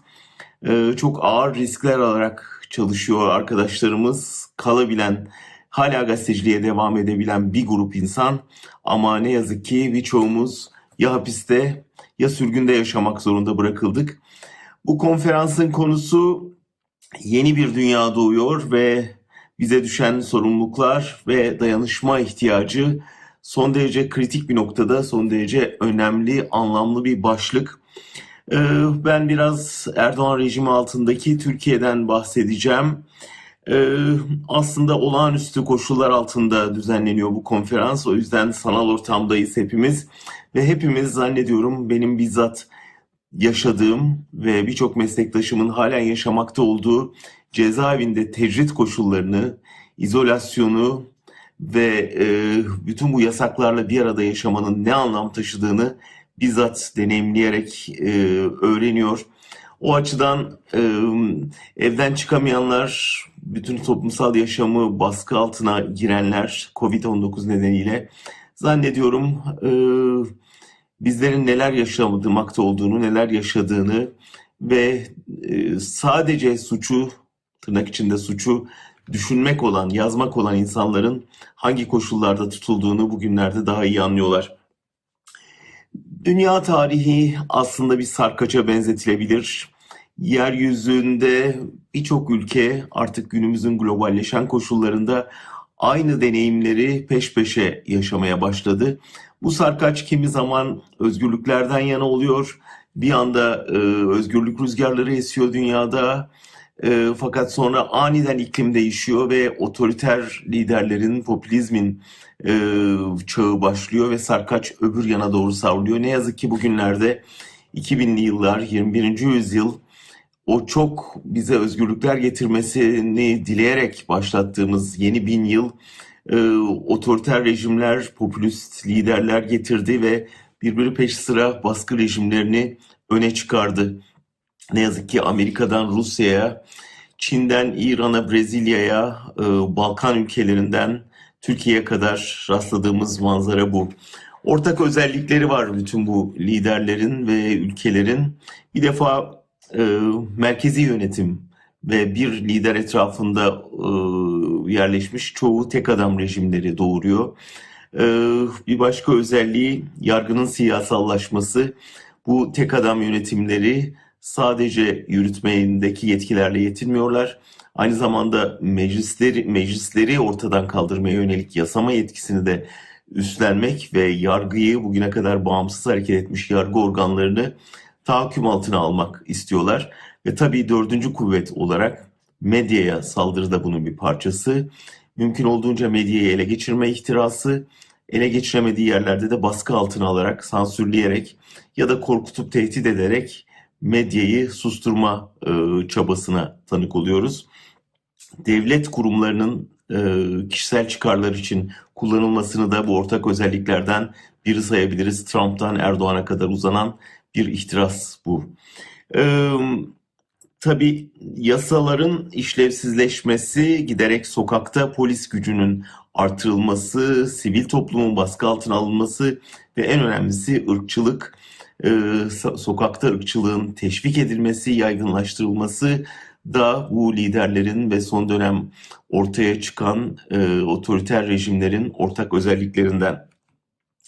Başta inanç oydu ki rekabetçi kapitalizm ve serbest ticaret dünyaya özgürlük ve demokrasinin kapılarını açabilir. Bunun böyle olmadığını çok kısa zamanda gördük. Hatta neredeyse tersine bu rekabetçi denilen kapitalizmin ve serbest ticaretin anında tekelleşip tekellerinde bütün bu baskıcı rejimlerle pekala iyi anlaşabildiğini, onlar karşısında itiraz etmediğini, hatta zaman zaman işleri kolaylaştırması açısından tek adam rejimlerine destek verebildiğini gördük. Üzülerek gördük. Bu da son derece öğretici oldu bizler açısından. Bir başka özelliği yaşadığımız dünyanın neredeyse toplumların %50 ikiye parçalanması oldu. Her yerde bu kutuplaşmanın izlerini görüyoruz. Türkiye bunlardan biri. Türkiye'de 2000'lerin başında aslında bir ekonomik krizin ve inanç sömürüsüne dayalı bir propagandanın etkisiyle iş başına gelen Erdoğan'ın çok kısa zamanda baskı rejimine dönüştüğünü ve Türkiye'yi dünyanın en büyük gazeteci hapishanesi haline getirdiğini, laik Türkiye Cumhuriyeti'ni bir İslamcı cumhuriyete çevirme ihtirasına kapıldığını görüyoruz.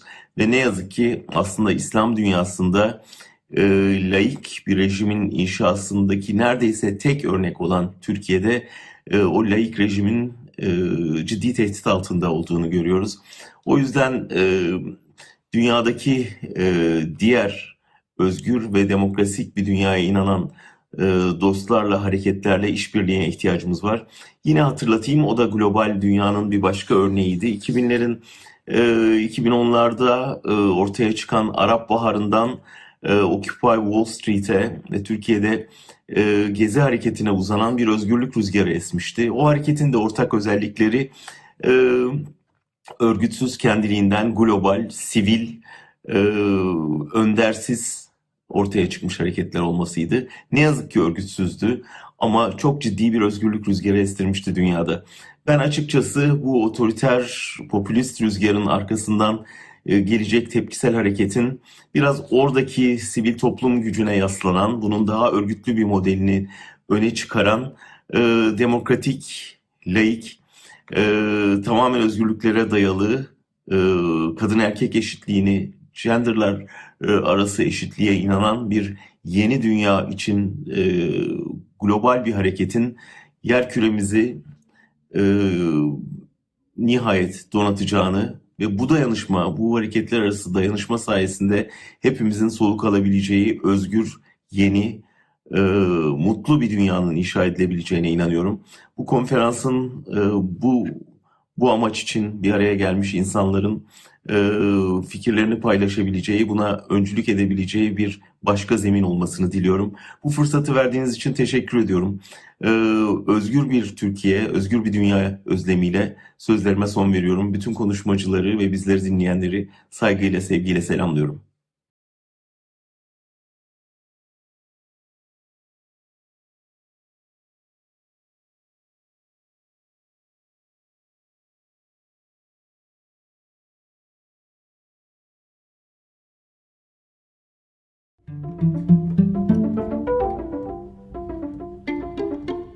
Assalamu alaikum.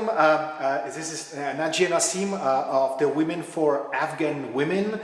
Women for Afghan Women as an organization has been established in April 2001, which was a couple of weeks only after the very well-known infamous destruction of the Bamyan Buddhas by the Taliban, while the Taliban was in complete control of over almost the entire country.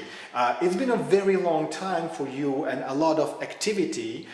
So if you could have a look back, and even though you mentioned several obstacles and several challenges, what have been, according to you, the biggest accomplishments by your organization so far? So since 2001, first of all, WA is the largest women rights organization in Afghanistan. We do have an office in New York City as well that provides services for Afghan Americans and Muslim Americans, and also other clients or women who need our services. And those services cover women economic projects like ESL classes, driving classes, citizenship classes, focusing on youth leadership, providing classes for them, and also working within the community and being a strong advocate for women's rights there. And of course, coalition building. If I particularly talk about Afghanistan since 2001, the overthrow of Taliban in Afghanistan and legally Afghan woman organization started in Afghanistan as in 2003, and it was registered in 2007. So during this, I would say 18, 19 years, we have provided services to millions of women and children around the country, establishing women protection center or shelter, which weren't in Afghanistan, and still there are challenges to convince or change the mentality of the community from a negative perspective to a positive perspective through shelters or women protection centers. That's not easy. But we have been able not only to provide our direct services, a comprehensive services for women who are victims of domestic violence, including legal services, mediation services, psychosocial services, health services, and educational, academic education. I would mention economic empowerment in terms of literacy classes or vocational training. So it's a kind of comprehensive services for these women. And we have built that trust between our organization and also the community, like long before, if somebody a woman ended up in a shelter or woman protection center, then it was quite hard for that woman to be reintegrated in the society. Even the family of that woman did not accept her only because she ended up being in the shelter. According to community, shelter weren't a good place. Still, there are some people, but there has been quite a lot of progress. I would say even our organization, in 1 year, we registered around 2,000 to 3,000 cases in all our family guidance center. And it's not only that we register, we provide our services and they're reintegrated.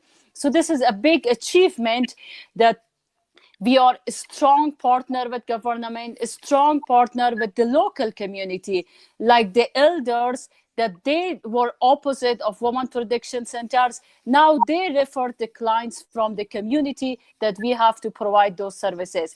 So this is a great achievement. In terms of that, through WA is the only organization that provides services for the children of incarcerated mothers. In Afghanistan, if a woman ends up being in the prison, there is the condition of the female prisons in Afghanistan, even for the prisoners themselves, is not quite satisfactory. So what if the children of different ages, 7 years old, 5 years old, 10 years old, or even 12 or 15 years old, without committing any crime, they end up being in the prison? So we are the only organization that we provide services. We took these children out of the prison. We provide them accommodation, academic, health services, psychosocial services. So a comprehensive package for these children. So this is also a great achievement, I would say. Rather than these children being in the prison, we provide them those services. Through awareness program that we have been able to provide awareness session in terms of women rights, children rights, with thousands within the community and other stakeholders, and we can see the impact and changes within those community. And during recent years, I would say after 2015, we are also a strong partner with agencies that provide services for IDPs and returnees. Unfortunately, during the recent years, the number of IDPs, internal displaced people, have increased substantially. And even from this numbers that we work, we can see that the fighting has increased so much because we are working with thousands of IDPs. And we also provide them mediation services, legal services, health services, establishing women shuras, identifying people who are in need, and also referring to them to the other agencies. So they're all great achievements of WA. And of course, if I just name all of them, especially during 2020, that all over the world there was crisis of COVID-19, and so many organizations have to work from home because of the lockdown. But WA was the organization that the operations that we have, 24-hour operations, our operation is not in a way that we have to work from home, because it's all within our facilities. We, even during that time, our operations were open. We were open to accepting clients. We were open to all our services. So this is something and could even manage the crisis, COVID-19 crisis, and also the challenges that those challenges doubled during COVID-19 crisis. We could manage in its best way. And that's of course not easy, because our staff on a daily basis, they receive threats. We receive threats from perpetrators, from perpetrators' family, from warlords, from opposition. So it's a kind of working in a high-risk environment. It's very difficult, but at the same time, every day we can see the impact of our work and the end result of our work, which motivates us to work more. traditional circles that are very happy with the current situation. They say that that the current state of affairs of the Afghani women is based on Islam, on Quranic law. On the other hand, you are a domestic organization that is trying to elevate women. So when you have a look at that, how does the form of Islam that is prevalent in Afghanistan reconcile with your work and with the status of women and children in society? In terms of the education, access to education, especially for women and girls in Afghanistan, and access even to health services and access to justice. So it's like access to education, access to legal services, and to health services, and even be able to work.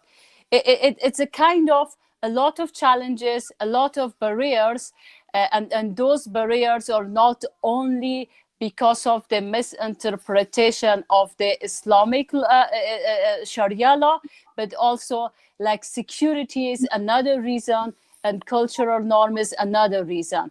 Of course, security is number one reason because of the insecurity. So it is quite difficult for a number of organizations to go and be able to be present in even remote areas of Afghanistan. Due to security situation, government cannot build schools. Like it's a kind of like there are so many people that they want their daughters to go to school. They want them to get education. They want their daughters to go to work, but because of the insecurity there, so that's why they end up being their daughters, like if the school is 1 hour or 2 hours away from the home, and the way like there can be sexual harassment, kidnapping, anything can happen. This is one part. Other part is like, as I mentioned, in terms of the Sharia law. In terms of the Sharia law, the good thing about our organization is that we provide basically through our community mobilizers, we provide our awareness session in terms of women's rights and rights to get education based on Sharia law. I can tell that almost like 80% of our community mobilizer has a background in Sharia law. Like they have been a bachelor in Sharia law. So they have that strong background to talk with the community and tell them the exact importance of education and Sharia law. So this is something that on our end, we try our best. But at the same time, even as I mentioned, that if people are ready to send their daughters to school, but the war is there, they have to move to another province. So there are a number of reasons that the progress is there. There are like not a big majority of people that they don't want their daughters to go to school or get education. There are the percentages less, but the majority that they don't go to school because the resources are not there. The security is not there. Besides the overwhelming poverty and the ongoing war that has been raging pretty much ever since 1979 and even before that, and also the traditional patriarchal way of life in many of the rural communities all around Afghanistan. Paradoxically, it's sometimes in some of these areas is the women of the oldest and eldest and older generation that are the main opposition towards the elevation of young girls' status. Is there anything that can be done when it comes to this obstacle from a point of view of your organization? Yes. Hello. You're watching the Václav Havel Human Rights Dialogues. The topic today is women's rights in the times of crisis, brought to you on the Havel channel, and I'm Michael Zantowski in the Václav Havel Library.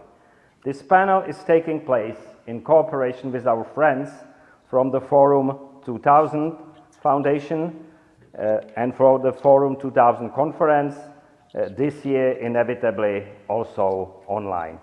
The work of the Václav Havel Library can continue in these difficult times thanks to the support of our sponsors, the Bacala Philanthropy, the sponsors of the Havel Channel, the Komarek Family Foundation, and the sponsors of the Václav Havel Human Rights Dialogues, the Sekera Foundation. We appreciate your support. Thank you. I am much awed and not a little humbled to be hosting this panel today on the women's rights in the times of crisis by three formidable women. The former US Secretary of State, Madeleine Albright, the presidential candidate and the leader of the Belarusian opposition, Sviatlana Tsikhanouskaya, and the brilliant Polish sociologist and journalist, Karolina Wigura. Hello, and thank you for joining me. Really great to be with you. Thank you, Madeleine. Thank you, Sviatlana. And thank you, Karolina. Now, let's start with the topic. The fog of pandemics is obscuring developments on the ground in large parts of the globe at the moment. The world is much smaller. We don't really know what is happening everywhere. We are thus running the double risk of ignoring progress and achievements in some countries and being blind to new violations of human rights in others. The two opening questions for all of you then: how are women's rights faring at this time of the crisis in your country and in the world at large? And is there a specific role for women in this battle to save our way of life? And if so, what it is? Madeleine? Well, I'm very glad to be a part of this discussion because the role of women is always important, but I think especially important now. I do think that something that should be noted is the countries that are run by women at the moment are those that are dealing with the virus. New Zealand and Taiwan and Germany and the northern countries. And I really do think it is because we have the capability of governing and caring about what happens to the people. I do think that the issue of women's rights in the United States is always out there, and there have been women's marches. There are women that have been elected to office, and we now have, again, a woman candidate on the national ticket with Kamala Harris as candidate for vice president. And so Vice President Biden is making very clear that women's issues and women's rights are a part of what he wants to spend time on and focus on when he becomes president. Well, this is a very rosy picture, and I expected nothing less from you. But how is the situation in other places? Sviatlana?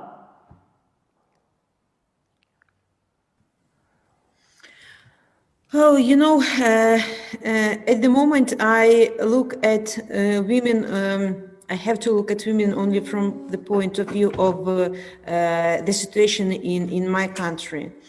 And as you know, in this political crisis that in Belarus now, Belarusian women showed themselves as unique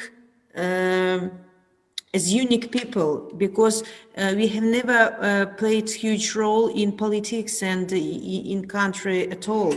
But now at the moment we see that our fights, our protests, our demonstrations have women face, because our women now, they are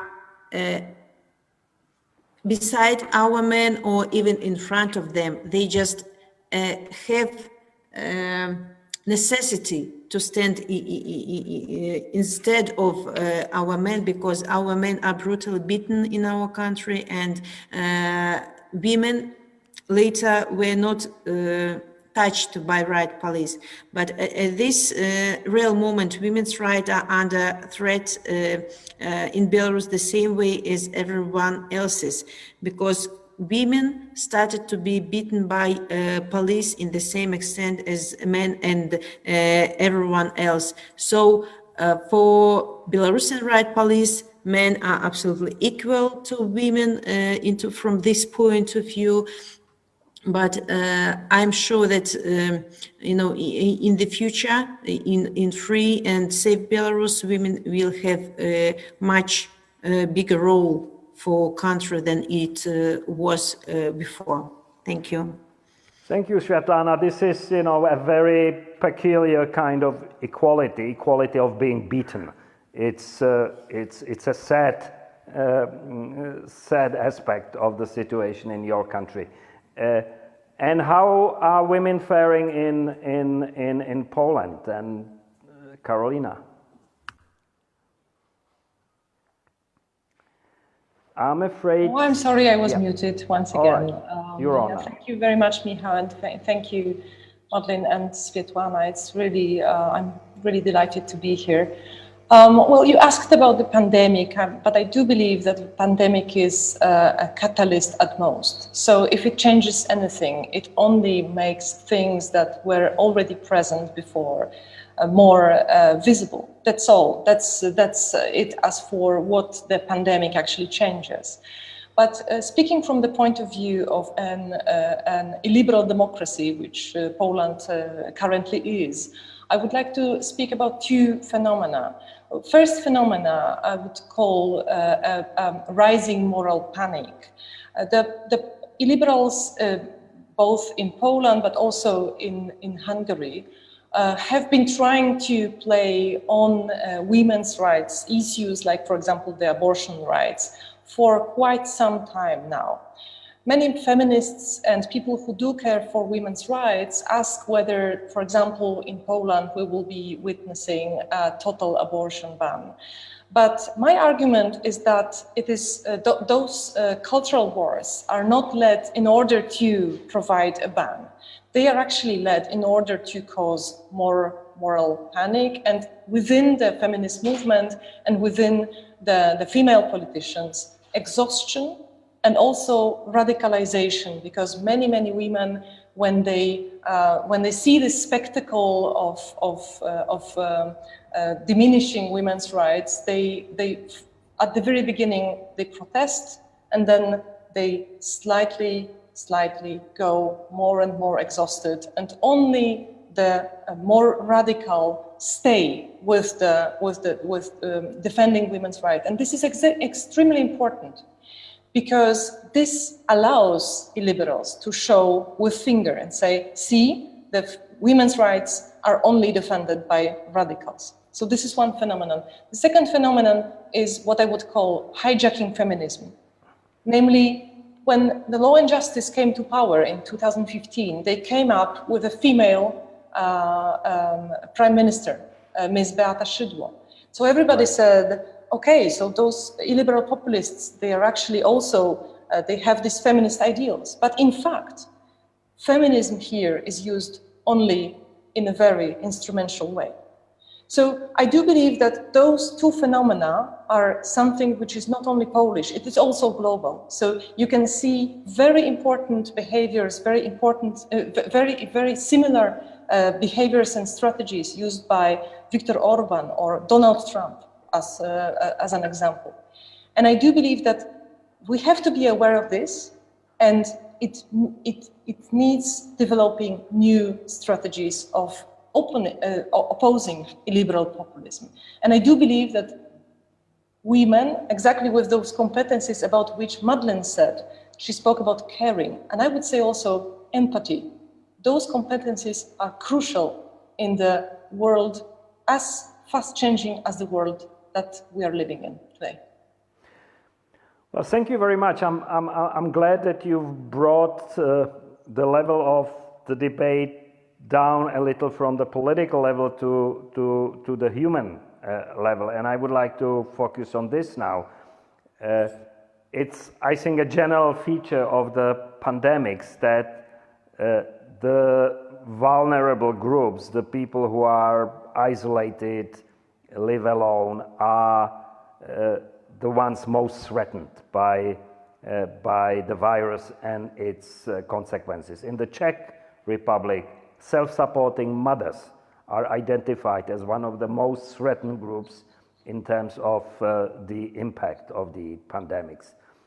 Has it specifically impacted the situation in your country as well, in your countries as well? This is for all three of you. Michael, if I could, you thought I was too optimistic. Let me just say that Carolina's assessment of things is very important. And it's important in the United States because we are, and there are any number of reasons that this election is important, has to do with the issue of the family planning and the kinds of things that are going to happen probably with the Supreme Court. And so it is very much a subject of discussion. But to your current question is, I do think that we know that in many ways the virus and the situation around it has impacted women the most because they are the chief caregiver in their home. They also, many of them have jobs which under normal circumstances would take them away from their home and their children to school. And at the moment, they have to do everything all at once. And so they are very much victims in many ways as being the last group of people that are really cared about enough. And therefore, it is very important, as we've seen some of the marches and some of the discussions politically, that in fact, it is a time to recognize the fact that women are bearing the brunt of many aspects of the virus. Mm-hmm. Well, let's go back to the achievements. You've already mentioned, Madeleine, the high posts that women are occupying in a number of countries. Nearby, for the first time in history, we have a woman in the top post in Slovakia. Women politicians rule much of the north of Europe, and a woman chairs the European Commission, and a woman leads the struggle against dictatorship in Belarus. So can we say that the glass ceiling in politics has finally been broken? Well, I really hope it has, but I think it's very hard to mend glass. But I think one of the things that has to happen is we can't just kind of sit and think that this will be like this, because we've gone backwards a number of times. And therefore, having real sisterhood in many ways of being able to support each other is something that is very important. I also do think, and you are a perfect example of this, is we need the help of men that understand the issue and want to live in societies that understand the importance of equality and working together. And so I do think women are incredibly capable of dealing with various issues. And I think we need to support each other in every way that we can, with your help. I'll be happy to help. In the recent protests, women played a crucial role, as we already said, not just in the US, but also in Hong Kong, now in Belarus, and elsewhere. You, Sviatlana, are currently heading the political opposition in the country, and you're facing an authoritarian ruler who's not known for his understanding of feminist views. Is your gender a help in this confrontation? Is it to your advantage, or does it work against you? Oh, it's a rather difficult question, because at the beginning of this election campaign, I think that the fact that I'm a female played, like a strange role for our country, because I wasn't accepted as a strong opposition partner for this regime.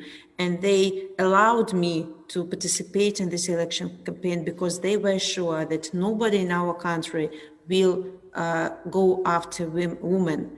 And our president at the time told that our constitution, Belarusian constitution, is not for women. You know, he like humiliated meaning of woman in our country. And of course, I was a housewife, and nobody couldn't even imagine that people would vote for a housewife who wasn't in politics even one day. But it's like my fate at that moment and now. And it's because Belarusian people were sick and tired of this regime, of this dictatorship. And maybe even because I was woman and I wasn't the only woman, there were three of us, and we were like a team of women, and Belarusian people believed me, that we were like symbols of freedom, of future Belarus. And maybe the fact that I never strived for power, and I declared this, that I will be leading country, if just it happens, I will be leading country for a couple of months just to prepare new elections, fair and transparent, and then you will be able to choose new president. I suppose it will be a man, for future safe and free Belarus. That's why people believed me, because I was open and my comrades were open as well. So, but as for, there are not a lot of women in Belarusian politics at the moment, because we are not allowed. We always were like at the lower level for our men in our country. But in future Belarus, I'm sure women will play the same role in politics and all the spheres of life in, alongside with men. Yeah, it's always very encouraging to speak to the future. Now, one step back, Carolina, you've already mentioned the freedom of choice issue.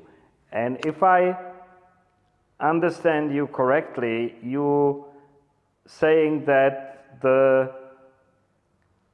feeling of vulnerability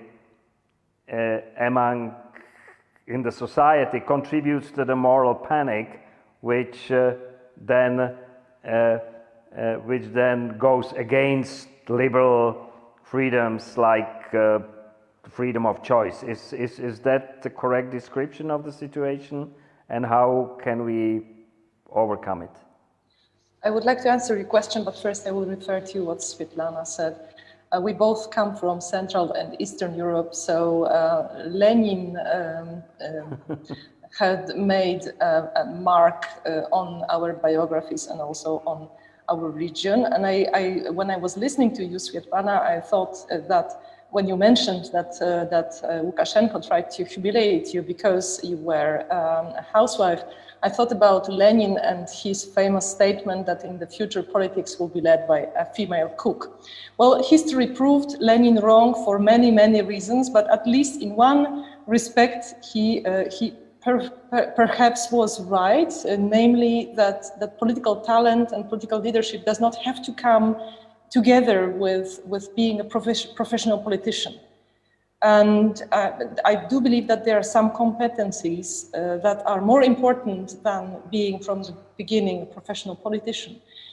And having said that, I would like to stress that feminism is a philosophy, a way of thinking that has been developed for decades and actually for centuries now. But having all this theoretic thinking, we are in a time which makes us needing role models. And I do believe that Madeleine and Sviatlana are exactly the kind of role models we actually need today. But coming back to your question, Michał, what I wanted to describe is a kind of vicious circle that feminist politicians are being pulled into in my country. And I do believe that it's not only in my country, I do believe this has a very global aspect when you talk about illiberal populism.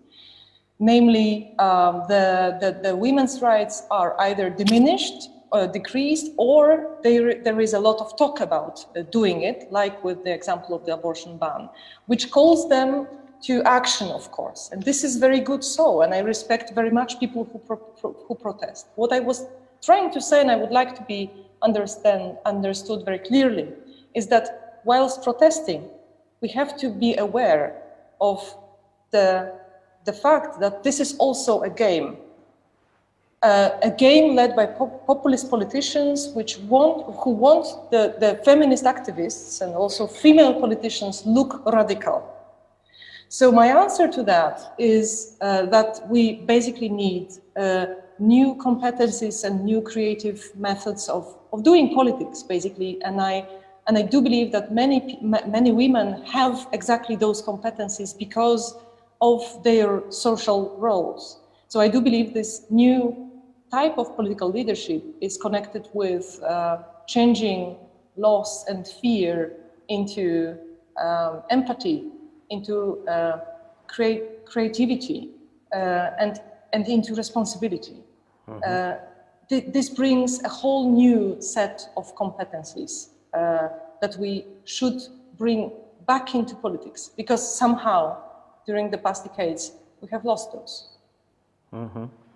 So we're talking here about strategies, about competencies, in a way also about diplomacy. And we have here one very experienced diplomat in Madeleine, and another emerging diplomat, Sviatlana, who's trying to negotiate a peaceful handover of power in her country. That's not an easy task. So in your view, friends, are women better conflict mediators than men? What exactly are you bringing to the mix other than the rest of us, the half of the mankind? Well, I happen to think that there are aspects about women that make us better at trying to find, to mediate and solutions. First of all, I do think that women, we know how to multitask, to do many things at the same time, which makes us have peripheral vision. We can understand the variety of problems that are out there and how one affects another. We also are caregivers and care in terms of how people get along, and also do not do what we're seeing many men do now, especially the authoritarian ones, of trying to divide us so that one group hates another. There is no woman that wants to have her children fight with each other. We are those that want to find solutions to issues. We also, I think, are not driven by our egos. We want to solve problems and not just to prove that we can be smarter or talk more or dominate. And then I also think the following thing, which is just a practical aspect. In every country, women are at least half, if not more, of the population. And it is a waste of a resource not to have women involved in every part of social life and political life. And I brought women's issues to the State Department, not just because I'm a feminist, but because it makes sense to involve women. I do think that we have the capability, better than men, of putting ourselves into somebody else's shoes and to listen. I do, however, as I said earlier, think that it is important to develop partnerships with men because men have some qualities that are also very useful in terms of being able to think deeply about a subject and to really understand many of the issues that are going on. And many men truly understand that partnering with women is a very smart idea. But I think that women have the capabilities and understand that women's rights are human rights and human rights are women's rights, as one of the very diplomatic and smart women, Hillary Clinton, said at the Beijing Women's Conference, of which we are celebrating the 25th year, in order to make sure that women are recognized for what we can do in societies. So what do you think about that, Sviatlana? Oh, you think I look at all the problems from the point of view of Belarusian crisis at the moment. So what I can add is that I'm sure that women, you know, as Madeleine has already said, they try to solve problems. They don't put their ambitions higher than general aim, because I'm sure that in our very case, in the case of Belarusian elections, if at the place of true women that have united just to reach this goal, if there were men instead of women, they wouldn't unite for achieving this goal. They would go separately because their ambitions, they would put their ambitions higher than this goal. And only this, you know, this step of unification of true women played the huge role in the success of you know, of this fight for the future of Belarus. And you know, nobody at that moment thought about herself. We just combined our strength, combined our intentions into one, you know, into one power, and we could go through these difficulties together. We didn't quarrel, we just had one aim. So I'm not sure about mediation, but about opportunity to agree just to achieve a goal. I think we are better than men. I'm sorry. No offense taken, please. But just to give this a little more spice, Karolina, what is exactly the comparative advantage that the women bring? You know, sometimes one of the founding myths in the mythology of our country, the Czech Republic, is women's war. So it's a mythology of women fighting other women. So, you know, we have something that does not make all women peaceful. And of course, the antiquity is full of stories of prominent women who were not above their children fighting each other, and sometimes with disastrous results. So, but there must be something that makes you nicer to deal with, or better at conflict resolution. So what is it? I started listening to you, Michał. I started to think about Aristotle and how he, on one hand, defended Republican politics, and at the same time, he was capable of saying that women should not go into politics because their reason doesn't work well. But I do believe that we are already past such thinking. Simply for centuries, women were not offered the same education as men, which caused them to act and think differently than men that were simply prepared for leadership, for example. Not always, of course, when we take into account queens in Europe, for example, but still it was true for centuries. But I think we are past that. I'm not a kind of feminist who thinks that women are better. To be sure, I'm a kind of feminist who believes that diversity is better than the lack of diversity. So I believe there is a fight of women, and there is also a fight or war of men. If there is too many women and if there is too many men, what I believe is better for politics, and actually what is better for political community and for democracy, is simply that we do make a lot of stress, that we put a lot of stress on the fact that the governments that all the bodies that are taking care of leadership are simply diverse. And it is very important to understand that when this becomes instrumental, so for example, when Donald Trump is saying that he to the Supreme Court will propose a woman, he doesn't know who this is going to be, but it will be a woman. And then he comes up with Amy Coney Barrett. Then I believe this is very instrumental and very similar to what has happened in my country with Ms. Szydło.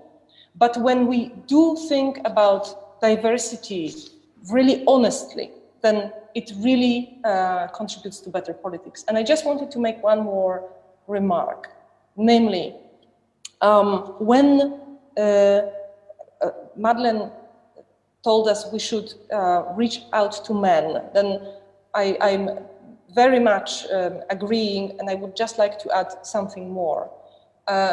Women should reach out to men, but progressive women, liberal women, should also reach out to conservative women. In my country, those are the Catholics, people who believe in a more traditional way the society should be structured. But in every country, this conservatism means something slightly else. And I do believe that female politics is stronger when it is also diverse. Yeah. Well, hooray to that. You know, I liberals, conservatives, women, men, you know, to keep communicating is at the bottom of it all. I mean, once we cease communicating, then I'm afraid we're in a bad shape. And I want to come back to this issue of diversity with Madeleine. The title of your recent book refers to your saying that there is a special place in hell for women who do not help support other women. But in your journey to the highest diplomatic post in your country, it would seem that equally often it was men who served as your mentors and guides and supporters. So do men also need to support women and vice versa? Well, definitely. But before I answer that, I would prefer to remember, having been born in Prague, a different part of Czech history. And that is that the constitution of the new Czechoslovakia in 1918 was modeled on the American Constitution with one major difference. It had equal rights for women in 1918. And so I do think that's better than the war of the witch wars or whatever you were talking about. So we'd like to remember various parts of our background. But I do think that what is important is the diversity. And by the way, Carolina, I also do agree that we need to talk with people of different views. That is the whole purpose of democracy and being able to exchange views. But I also think the following thing is that it was not, when my name came up to be Secretary of State, there were people who said, well, a woman couldn't be Secretary of State because Arab countries would not deal with a woman. The Arab ambassadors at the UN got together and said we had no problem talking to Ambassador Albright. We wouldn't have any problem dealing with a Secretary Albright. And so I think that there's always a time that somebody has to break the mold and start. But I do think that men need to support women and women need to have partnerships with men that in fact pursue liberal democratic traditions and try to get the kind of working across lines where we might disagree with people. I found very difficult, and the reason that I made my statement is that in many ways we are very hard on each other and don't think that it is useful to, quote, support other women. But I think that the point here is we need to help each other. We need to recognize the traits that men and women have and working together. And I do think that and we've now, all of us mentioned this, the importance of having societies where men and women can work together in order to make the societies better for everybody. But it's not simple. And by the way, I would not vote for a woman that I totally disagreed with, but I do think it's important to understand that we need to respect each other and try to find out what the differences are. And remember that equal rights are the essence of a democracy. Yeah. Well, you've both now mentioned the more traditional attitudes that exist in parts of the societies in Poland, in the United States. Would I be much wrong in thinking, Sviatlana, that these attitudes are even more prevalent in your part of Europe and in Russia and in other countries of the region, and that you have a fight ahead to change this?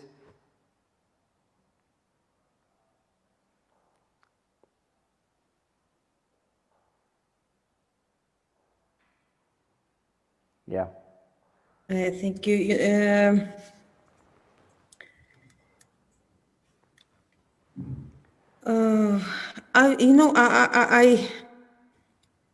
I think that yes, we have too few women in politics of Belarus, in politics in Belarus at the moment. But I think maybe we will be inspiration for women in the future to be braver in their decisions, to be braver if they want to take part in the politician life of Belarus in the future, and everything will be changed. And of course, I would like to see more women in politics, because we bring, I'd say, kindness into this world. Because, for example, at the moment, again, I'm coming back to Belarusian crisis at the moment, but to Belarusian demonstrations. So my opinion that these demonstrations has to be principally peaceful. And I don't accept any kind of violence at the moment, though a lot of men, they write me, so we are being jailed, we are being beaten and tortured. So let's make these demonstrations harder. But I can't make this decision because I'm mother, and I don't want people to be beaten. I just can't say this, okay, let's make these demonstrations more brutal, because this is my responsibility, and this will be like a heavy weight on my shoulders. So I think that women can do this rough world of politics, more kind, I'd say. Maybe I have to find another word, but my English is not very good. Yeah. No, kindness is a lovely word, and it's in short supply in the world today. So the more the merrier. So I would like that there will be more women in politics in the future, Belarus. Yeah. Okay, back to politics now, and the $64,000 question. Madeleine, the presidential election is coming up, and we are all in a high state of expectations mixed with dread. Well, to stay just on our topic, will Kamala Harris's gender play a role? Did it play a role for Hillary Clinton, for Geraldine Ferraro? Will there ever be a first U.S. woman president? Well, the United States always likes to be first. We're certainly not first in this. And I do think that it is important to recognize the fact that there, as I said earlier, there are other countries that have women presidents and women prime ministers. I hope very much that we will be able to understand the importance of women in high-level posts. It certainly has happened in the number of women now in Congress and Speaker Nancy Pelosi. And I do think that Kamala Harris's not just presence, but activities on the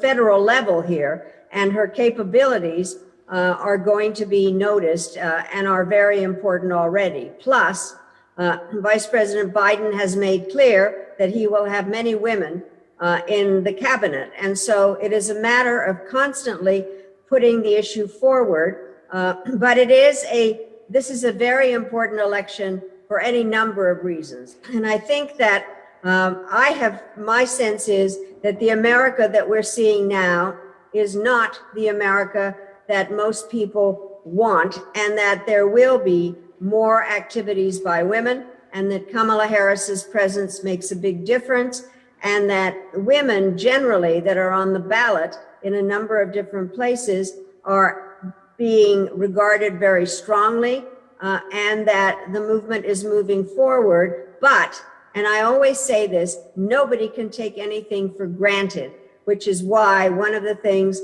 that are happening in the United States now in these 3 weeks is everybody is saying to each other and to everybody, we have to vote. We have to see that this is the most important election of our lifetimes. Thanks. We're coming to a close. We have time for 3 short questions and 3 short answers for the questions that came to us on the Facebook. For Sviatlana, are there any Belarusian organized feminist groups, and what can we do to help the Belarusian women? Oh, at the moment, it's like a self-organized women group that are like women in red, white dresses. They are face of our demonstrations at the moment, and they did everything by themselves. And of course, we all need help at the moment, and Belarusian women as well, because they have to leave their children at home while they are on the streets. So if any countries can find a way to help them with some kind of support, so we will be, and these women will be really grateful for this. Thank you. Carolina, who are the most important Polish feminists today? And it's not a loaded question. It's a very difficult question, I believe, because it is not about 1 or 2 or even 10 persons. It's more about the consciousness that is being built. I have been asking myself over and over again a question, why is it that most enthusiastic towards democracy are those people who live in undemocratic countries? Like, for example, Belarus or Hong Kong today, or in the past, which marked my biography also very strongly, Maidan and Kiev. And what can we do in order to preserve this enthusiasm, to preserve the enthusiasm once a country is already a democratic one? And I also have been thinking about kindness that was mentioned by Sviatlana. And I thought about the beautiful book by Milan Kundera, The Unbearable Lightness of Being, when there is this figure of a protest, women helping each other during the protest. And then a couple of months or years later, they cross each other in the street and they are not kind anymore because they have left the hope is not there anymore. So they're not kind anymore. It's a very moving reflection. And I do believe that what we need today is wise female and male leaders that can preserve the kindness. Now, answering your question, Michał, finally, I do believe that the people who are actually caring the most for female politics in Poland are not necessarily in the parliament. Some of them are, of course, but I would like to point out those people, for example, young lawyers who are preserving and fighting for our rule of law in Brussels. Those are extremely talented women very often, and I do believe that those are exactly the persons who are fighting for better political community for the future here in this country. Thank you, Carolina. And last to Madeleine, who is your favorite for the first woman American president?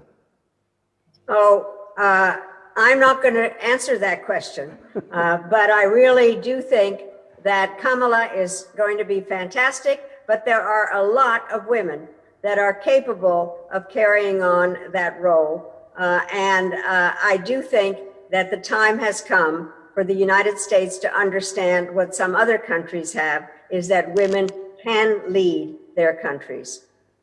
Thank you. Well, that's all we had time for, but I think we really didn't waste any time. Thank you so much, Madeleine Albright, Sviatlana Tsikhanouskaya, and Karolina Wygura. This is Michael Żantowski on Havel channel from the Václav Havel Library in Prague. Thank you.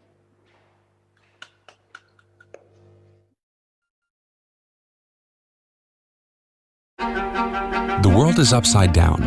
How should we put it back together? Are we able to act responsibly? Can we work together, play by the rules, and restore solidarity? Let's use this crisis as an opportunity. A new world emerging?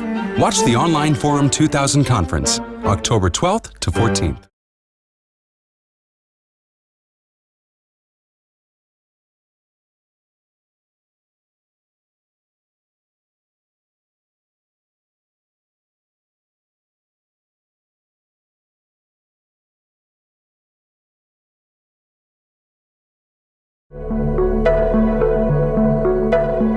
Václav Havel, Jeffrey Sachs, and Elie Wiesel founded Forum 2000 for a purpose. We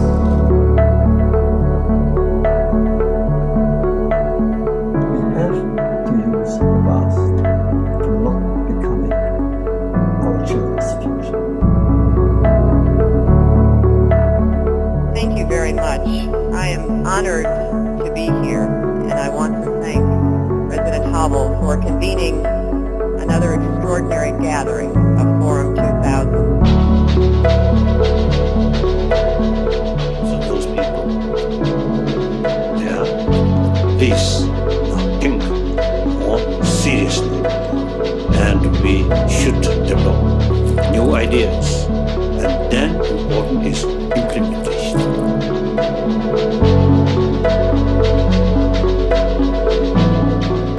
Dámy a pánové, vážení přítomní, já vás co nejsrdečněji vítám na konferenci Forum 2000.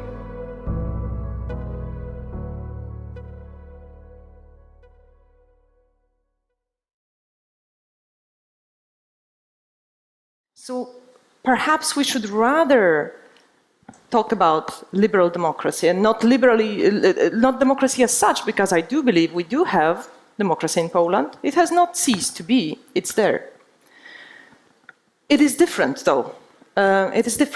And it would be perhaps good to remember that liberal democracy as we knew it before 2015, before 2016, it's not there anymore, and it will not come back.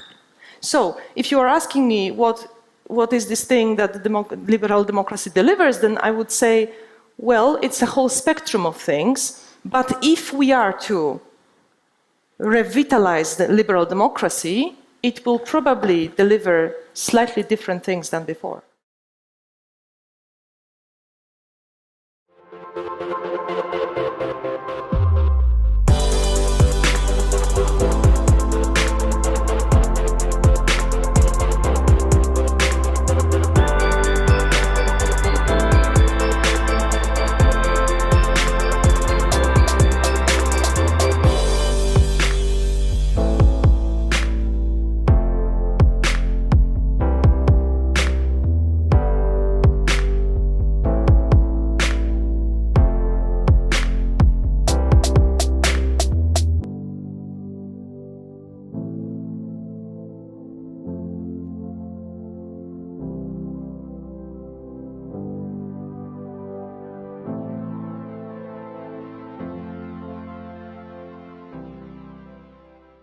Dear friends, welcome to another Forum 2000 online chat.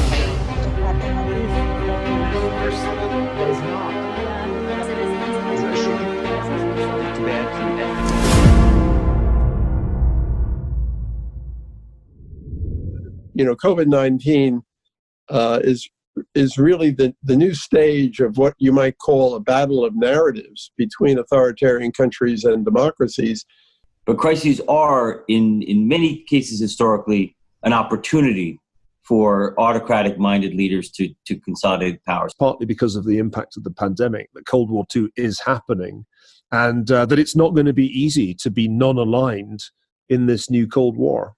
The pandemic is not good news for civic activism, for civil society around the world. An increasing social inequality after the financial crisis, potentially even more now after the corona crisis. And I think the democratic world have never really experienced such a challenge in the last 2 decades. The inadequate measures put by the government to protect people, to ensure that people's livelihoods are protected, and people can continue to have access to food and basic human rights during this lockdown.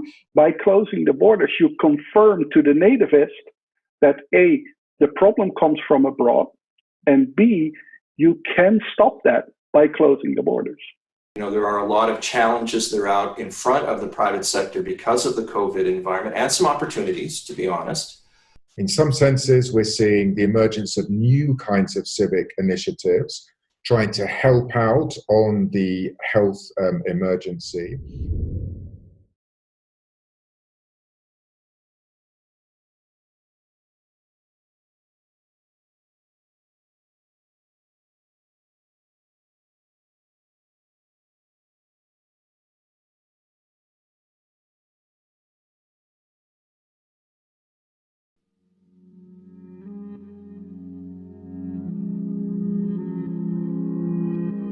The dissolution of the Soviet Union was not the geopolitical catastrophe of the 20th century.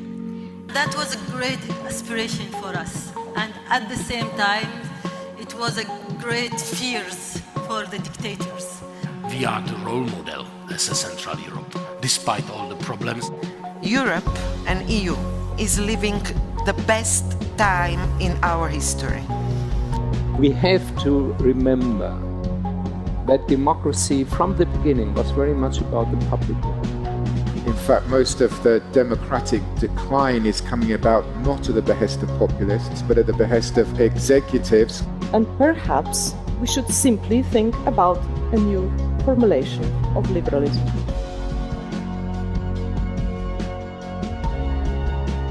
In the absence of geopolitical stability, you're not really going to have progress in smaller countries.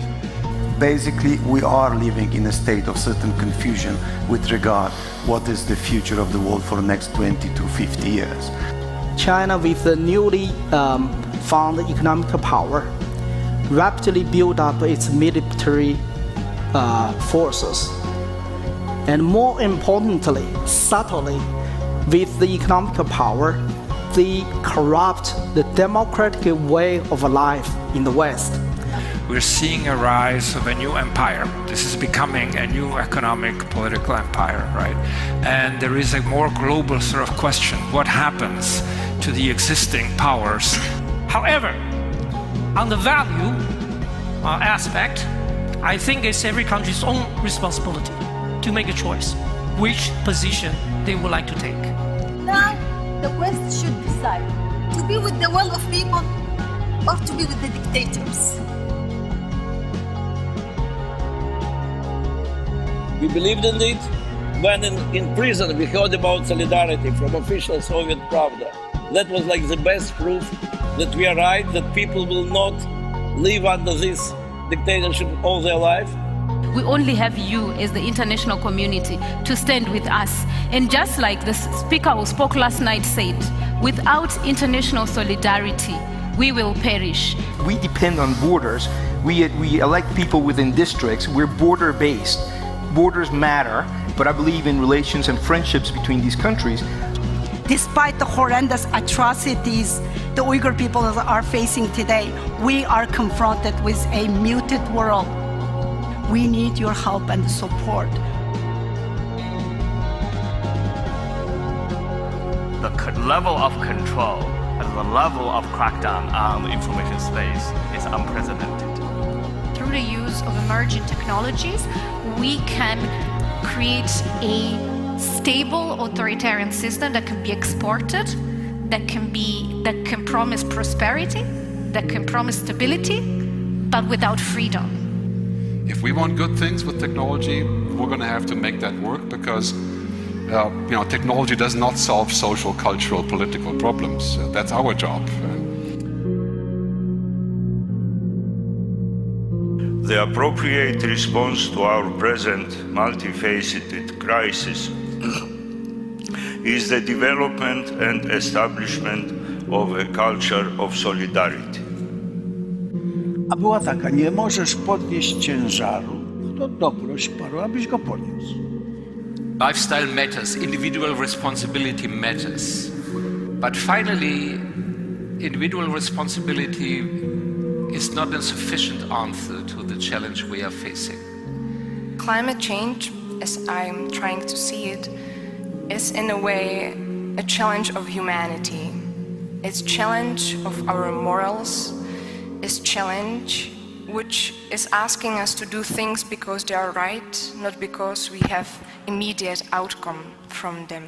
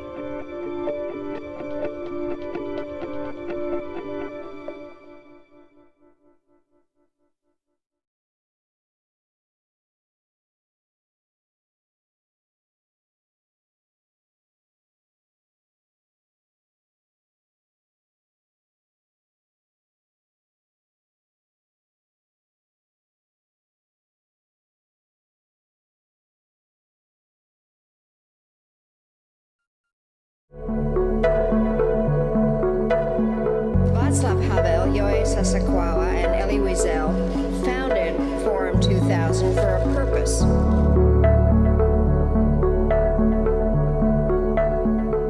have to use the past to not becoming our children's future. Thank you very much. I am honored to be here, and I want to thank President Havel for convening another extraordinary gathering of Forum 2000. So those people, they are peace, not kingdom, more seriously ideas. And then important is implementation.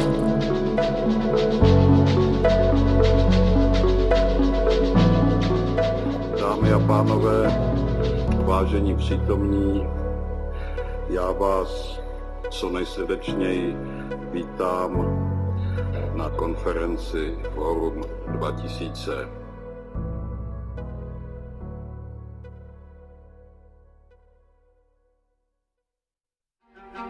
The world is upside down. How should we put it back together? Are we able to act responsibly? Can we work together, play by the rules, and restore solidarity? Let's use this crisis as an opportunity.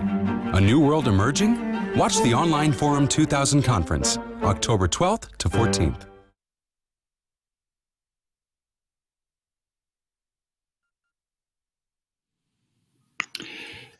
Good afternoon, ladies and gentlemen, and let me welcome you to this afternoon's panel of the Forum 2000 devoted to Europe's role in an unstable world.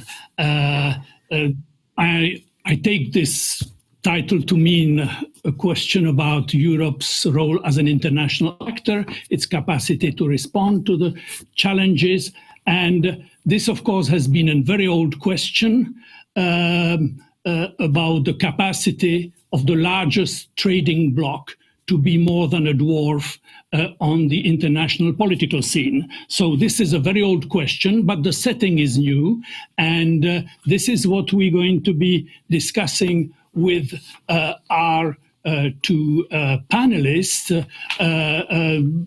Alina Polyakova, who is the president and CEO of the Center for European Policy Analysis in Washington. I do not give a full biography because we have very little time and the biographies are available on the web.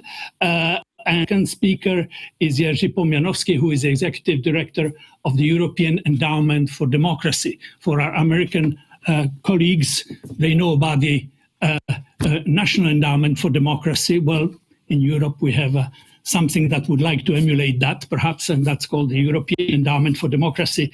And indeed, democracy is part of our subject, though the focus is perhaps first on the international role of the EU. I said this is an old question. It has been debated endlessly about what would it take for the EU to be an international actor? But I said the setting is new. The world has changed. Our neighborhood, the EU neighborhood has changed. And the EU itself has changed. And therefore, my first question to our panelists is precisely that, is in what way the changes that are occurring in the international system, move to bipolarity between US and China, for instance, in our neighborhoods, increasingly destabilized, and in the EU itself, in what way these changes put in a new context this very old question about the EU as an international actor. Maybe Alina first. Sure. Well, thank you so much, Jacques. It's really a pleasure to at least see you virtually. I certainly wish we could all be in Prague together today as well. One day soon, I very much hope. We have a short panel, so I'll keep my remarks very brief to start, but I want to speak to your geopolitical question.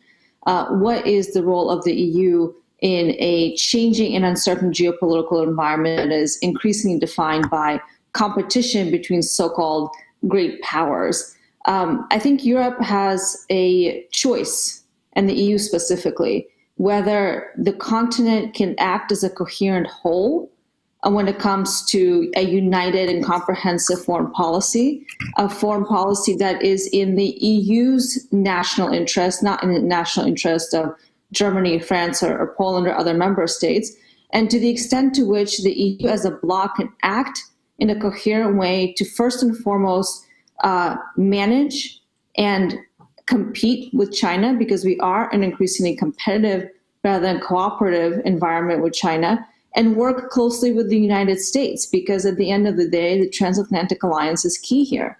There's a few areas where the EU has decided to stake out a place to lead, but to my mind, it remains quite uncertain to what extent the European Union will be able to, for one, shape the nature of digital policy, which of course the Commission has made a primary role, a primary agenda setting item. But I think the irony in Europe today is that the Commission and the EU want to regulate tech and want to lead on the regulatory agenda, but without being the innovator on technology and digital issues. And I think that sets up a real tension between where Europe will find itself in a world that is increasingly defined by the competition over digital technologies and whether it'll be able to lead and innovate in this space. So I think going forward, Europe has, in the next few years, I think quite significant choices that will determine the next decade and the next 20 or even 30 years, whether Europe will be a playing field for so-called great powers like the United States, China, and to a lesser extent Russia, or whether it will be an actor in shaping its own fate and its own agenda when it comes to foreign policy. Mm-hmm. Thank you very much for that. I will refrain from any comments at this stage, but you mentioned the transatlantic relationship, and clearly that is a new dimension. It used to be taken for granted until, well, I was going to say until the last election in the United States, but I think the problems go further back. But it certainly shouldn't be taken or cannot be taken for granted any longer the way it used to be. And that is clearly a factor that we may return to in the discussion. But first, about the challenges we are facing, Jerzy Pomianowski. Thank you, Jacques. Thank you, Alina. It is a pleasure to be with you on the same panel and to address this quite complex question. First, let us say openly, Europe represents many national interests, and those interests are not necessarily aligned and not necessarily fully coherent. So it is, if we look from the pure point of view of national interest, both security interest, both economic interest, as well as other type of interests. Yet there is something specific that makes Europe as a concept, as a space for living, attractive. It's not just economic wealth, which is important, but it is also a system in which we are living, which is not just a democracy, but also a way how democracy is defined, developing, and how democracy is actually implemented. And here we have a main answer to the question how the future may look like.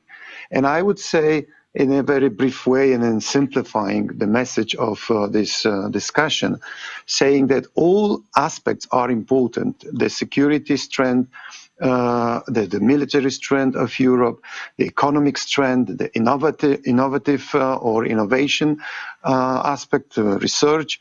All this is important and will decide about the role of Europe in the future world. But the one thing definitely will decide and determine it. It is whether we are able to stick to the values that are founding values of European Union and founding values of this space in which we are living. This is a result of reflection after the Second World War. When we have conflicting interests, sooner or later, they may lead to conflict. First, to the conflict of interest, and then eventually to the war. And that is what we learn from the history. And the only way to prevent this kind of scenario is to stick to the values that says we manage conflicts differently and we organize our society around different set of values. Here is the answer. As long as in Europe we are able to stick to those values and be very, very persistent on it, and we be in a solidarity and at the same time in a understanding that we have to give up something to protect those values from our egoistic interests. If we are not able, then the concept of Europe will fall apart and the Europe itself will not be able to stand up the global competition in every sense, politically, militarily, economically. Mm-hmm. Well, so we have at least two important dimensions of our question about Europe as an international actor.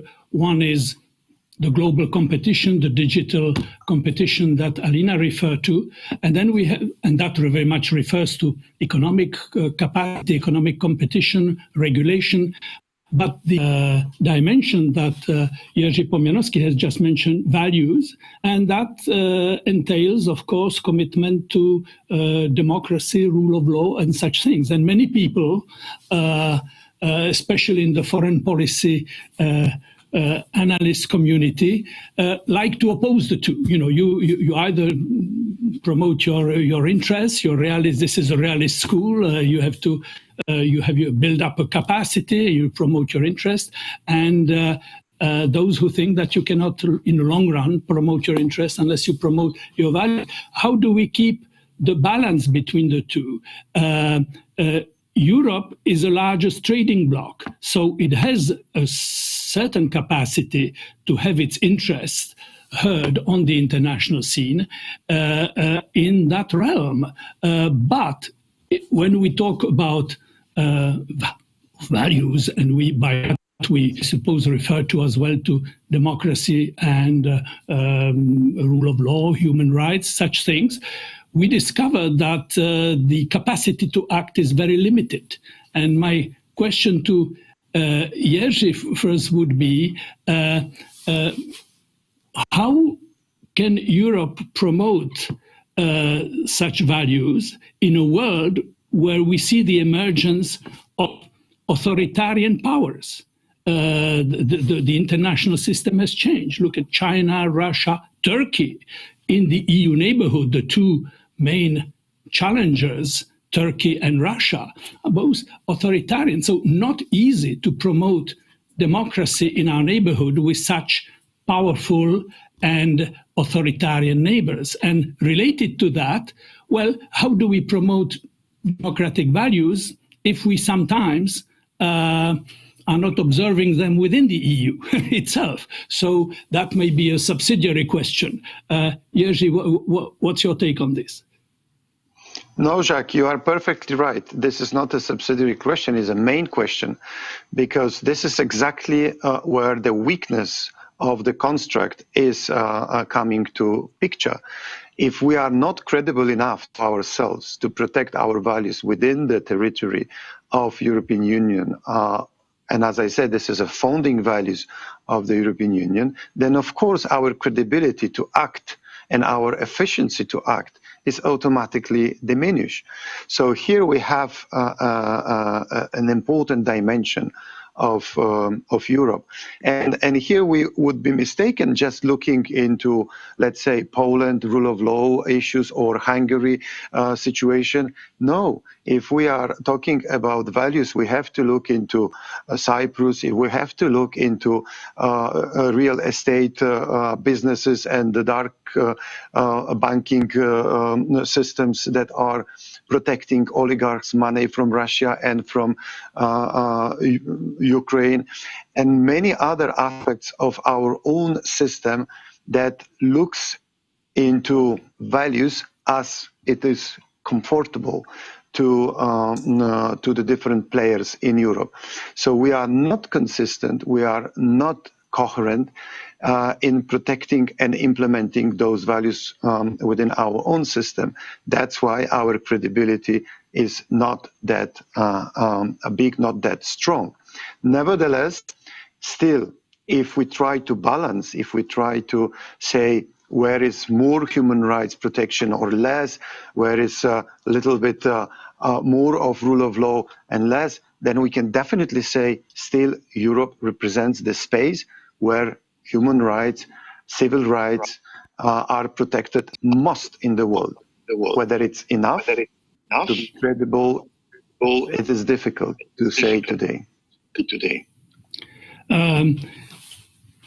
My own inclination would be to follow along this path and take the case of Belarus, for instance. We are confronted on our doorstep with the question of basically a regime that has blatantly trampled upon elementary democratic practice. The EU would like to act, but has very limited means to do so. And as we have discovered when measures were to be taken, it can be divided on this. And you have countries, you mentioned Cyprus a minute ago. Well, Cyprus was among those who said we should not take any sanctions vis-à-vis Belarus unless we do something about the role of Turkey in the Mediterranean. And this is basically one of the problems of the EU. It has East and South, and it's not a choice between East or South. It has to do both. And how does it combine the two? I don't know what is your view, how you build a political consensus where the hierarchy of priorities can be different. If you look at the situation from, let's say, Southern Europe, or if you are looking at it from the Baltic countries or Poland. Jerzy, what would be your... Just a quick reaction. My grandmother, who survived war in Warsaw, used to say, when you don't know what to do, when you are losing your own compass, then simply stick to the values, because this you will never regret. So here is the answer. They are always competing priorities. But do what you have to do according to the core values. React to Belarus is equally important as giving signals to Turkey to reduce aggressive behavior. And of course, there are conflicting interests or different priorities within EU member states. But that's exactly what I'm complaining about. They should understand, without building solidarity, there is no efficient EU. Yeah. Well, this has been always a difficulty when you have conflicting priorities, or let's say different hierarchy of priorities in the EU. There are those who think, we should build political dialogue and we will come to a compromise. And the danger there is you look for lowest common denominator. Or there are those who believe in institutional recipes. You introduce qualified majority voting for foreign policy issues, and that way you make it easier, so to speak, to create at least some degree of consensus. I don't know whether Alina wants to say something about that. What would it take for the EU to get its act together in matters of foreign and security policy? Well, that is the crux of the question I was alluding to in my opening comments, that we not only see a East-West divide in Europe for quite a long time, we see divisions across issues emerging between North and South, and what you could call sort of the core Euro bloc, France and Germany, and at one point the UK. We haven't talked about Brexit yet. But of course, that's a key issue that is undermining the EU's ability to be a cohesive bloc. And I think going forward, what has to happen is that there needs to be a re-energizing of the notion that what holds us together in terms of values, to go back to what we were talking about earlier, is much greater than what's been driving us apart. And Belarus is a fantastic example of this. Liberal democratic values are not just appealing to those living in Europe. And Belarus has been the business of 1989. Now we see that unfinished business wants to get finished.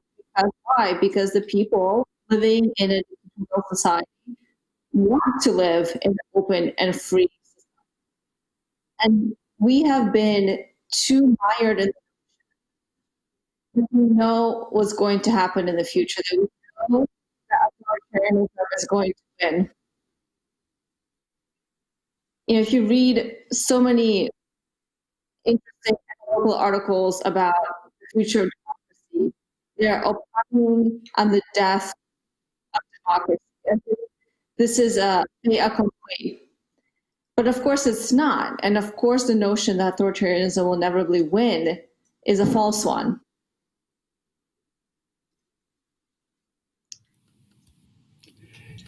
Yes, that's Jerzy, I suppose, wants to address that. Or you agree with it? I think I've lost.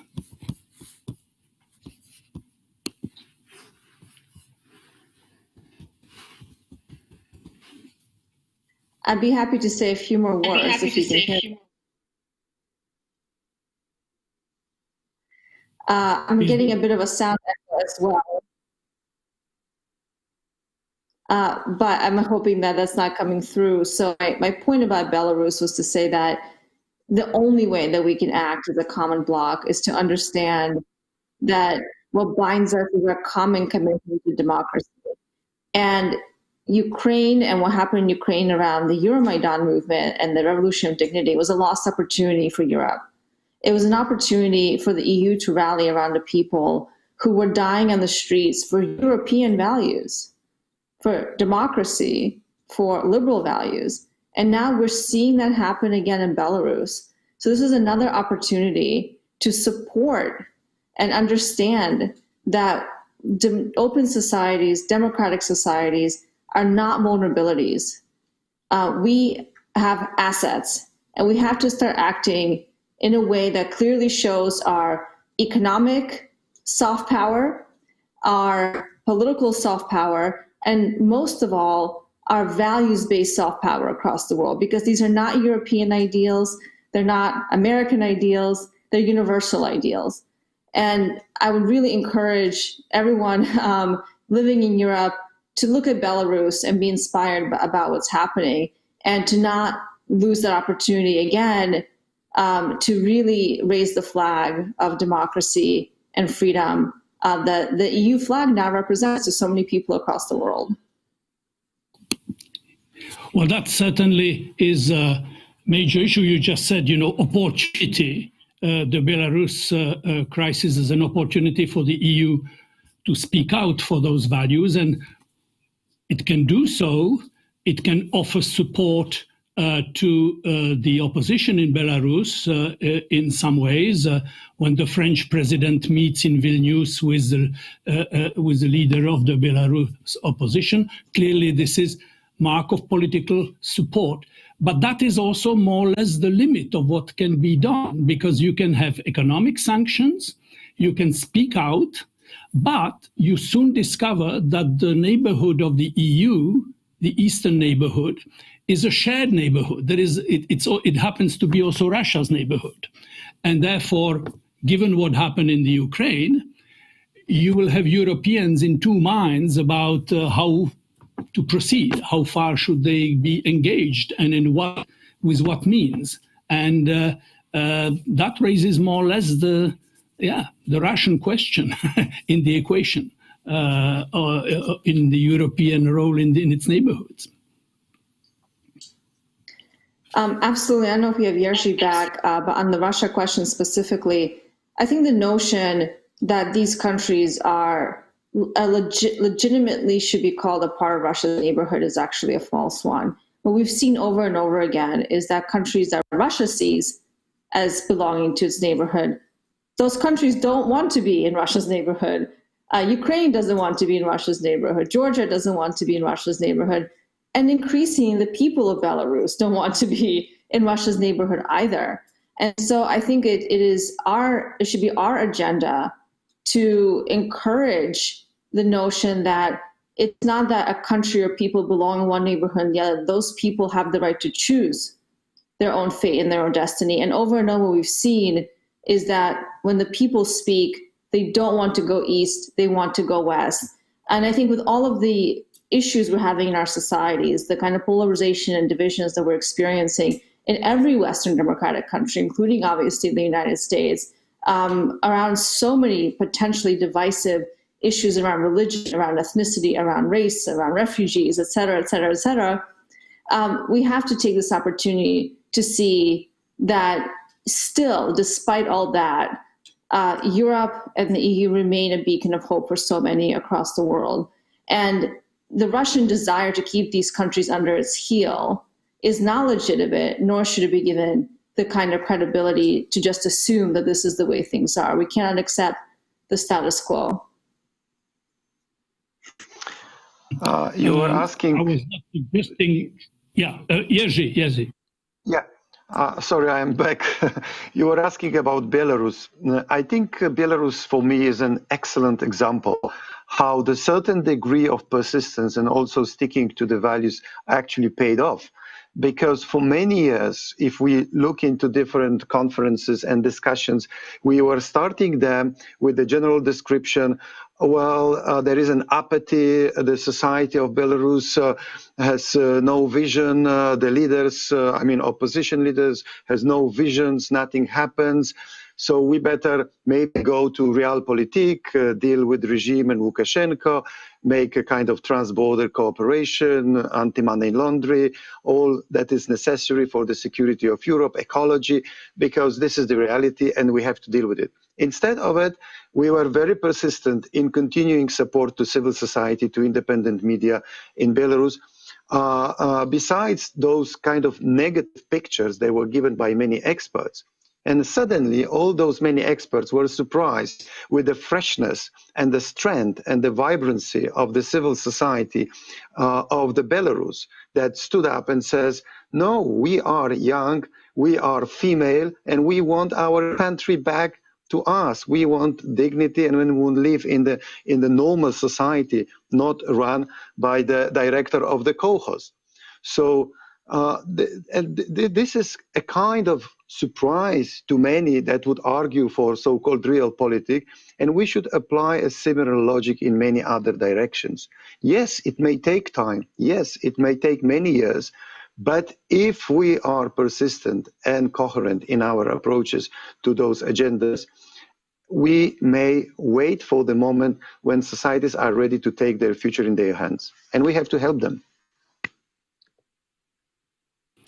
Yeah, well, we are running out of time a bit, so let me bring back this crucial question of democracy in EU's foreign policy and sometimes the discovery that it has limits in the means to promote it. It used to believe, the EU used to believe, that opening its markets, opening its borders, it used to be called mobility, and providing some loans for reforms, that these were the tools that were helping to bring democratic governments on its periphery. So this would be gradual change on its periphery.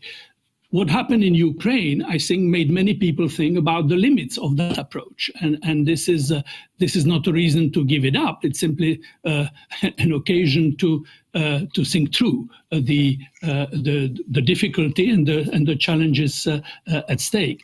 And if I could bring back to the point where I started about the world that has changed. Alina referred to the fact that we didn't mention Brexit, we didn't mention enough the transatlantic relationship. That used to be a self-evident proposition in the old days, and especially on the question of supporting democratic values. We had many differences over other issues, could be trade issues, could be some foreign policy questions, but on basic democratic values, there was always coherence, convergence, and support. Now we see, for the first time, we have an American president that says that EU is an enemy. This is a quote. And we have a lot of question marks about the relationship. So my question to Alina, we have little time, but she will tell us very straight, are we back on track if there is a different president in the White House? My short answer to that is no, unfortunately. I agree with what you alluded to in your opening comment, Jacques, which is that there have been underlying trends that have led to divisions between Europe and the United States. But certainly this White House and this administration have no doubt amplified. And I think the biggest problem with this White House is that they have been refusing to see multilateralism, which of course is the basis of the European Union's decision-making model and the entire bloc's existence. And this White House refuses to participate with multilateral institutions, and in fact, often disdains them. So that I do anticipate would change if the election goes against the president. But in terms of US priorities in the world, there is a consensus in Washington that the problem is China. Whether we go at solving, quote unquote, solving that problem alone or together with Europe, that will be determined by the election. But I think we're going to have to work very, very hard, and it's going to take more than 4 years of a different administration, I mean, even more than 8 years to figure out what the transatlantic alliance is today, not what it looked like in the 20th century. What is the 21st century version of a transatlantic alliance that can stand up to authoritarianism? We don't have the answer to that yet. Have the answer. We may have some elements of the answer after the American election. I would agree with you that this is not a magic solution to all the underlying problems that you just referred to. Unfortunately, I'm just being told that our time has run out. We are in the red, and the clock is, we are going over the clock, and I'm supposed to conclude. And I will not attempt a summary. I will simply say that Europe is facing new challenges in its neighborhood. It is now at least united by core values of democracy, but it discovers the difficulty of trying to have them promote them in its neighborhoods, and that crucially much will depend on the capacity to rebuild a transatlantic relationship, and therefore the West to speak more coherently on the international scene on those questions of democracy, defending liberal values in the international system. I want to thank our two speakers, Alina Polyakova, Jerzy Pomianowski, for their contribution to the Forum 2000 debate this year. Thank you to both. Thank you very much. Thank you very much.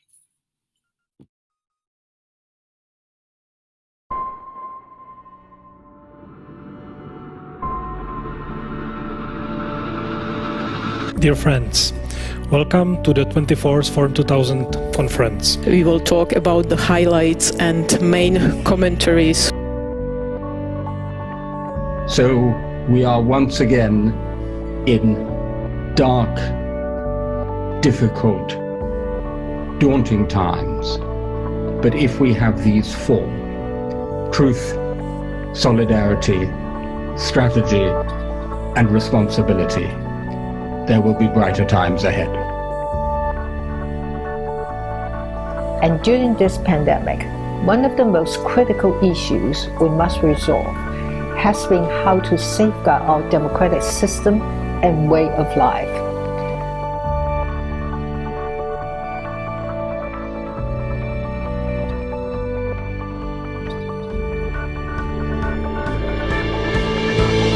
Democracy is still very much in its infancy. It has yet to reach full maturity. It's still very vulnerable. 50% or more than the Brazilian population cannot afford to stay at home. Pandemic is actually being used by certain governments as an excuse.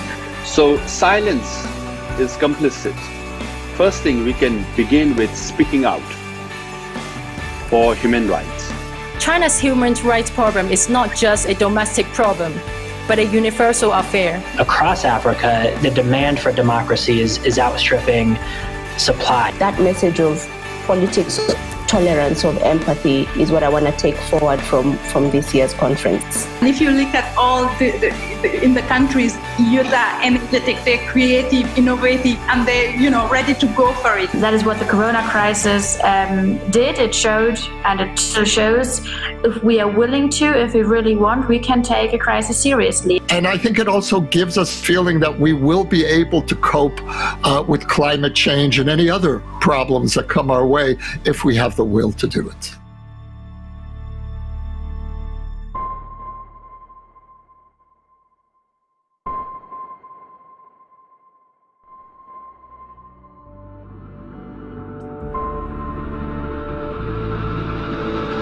Welcome to the second day of this year's Forum 2000 conference. We will be discussing today basically the highlights of day 2 of Forum 2000.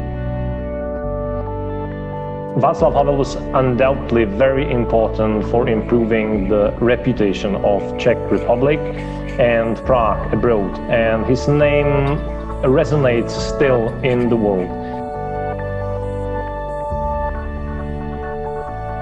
Exactly 30 years after World Revolution, people started to activize and to speak loudly what they are thinking about politics.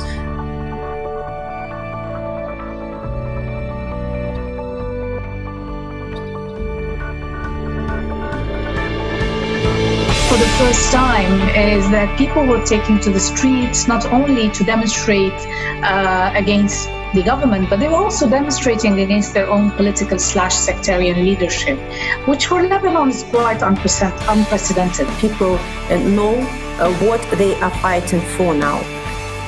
We should be also prepared for a possibility that Lukashenko will stay for some time, and we need to continue in our support to people like Sviatlana in their struggle. It's time to get together and start setting up the rules. Will authoritarians shape the norms of the digital era? Let me answer this right away. No, or at least not without a fight. Here we want democratic rules to rule the digital world, not digital rules to rule the democratic world. Esto obviamente también es necesario despolarizar al pueblo, es unir al pueblo boliviano en una unidad estratégica, digamos. O sea, the best thing we can do is simply be strong and ready.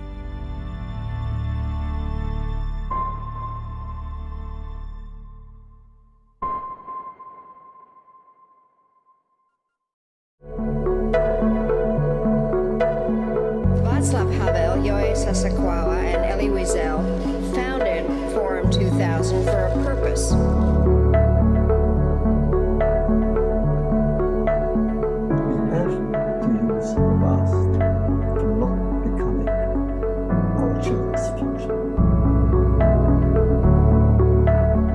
Thank you very much.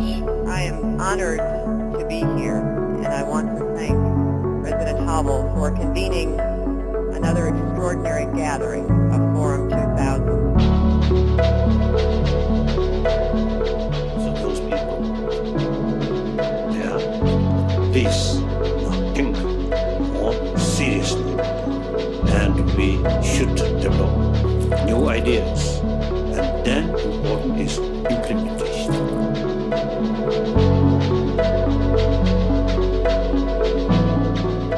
Dámy a pánové, vážení přítomní, já vás co nejsrdečněji vítám na konferenci Forum 2000.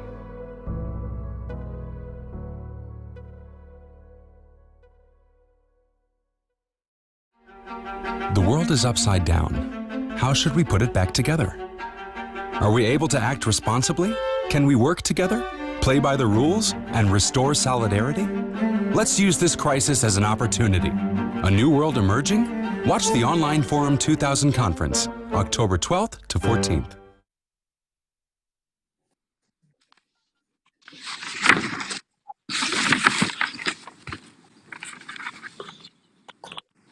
Well, welcome everyone to this final session of the 2020 Forum 2000 conference. As everyone knows, this is being held during the time of COVID. We're virtual. It's unprecedented.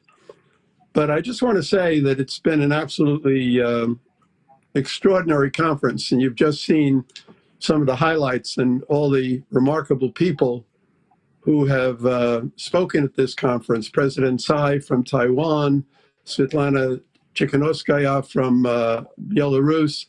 I want to thank Forum 2000 and Jakub Klepal and his team, Dominika and everyone else for doing this and to sort of carry on the legacy of Václav Havel. I know Václav Havel would be very, very, very proud of what you've accomplished with this and bringing so many people together. And because it's virtual, I think it even is more possible to bring people together because people don't have to travel.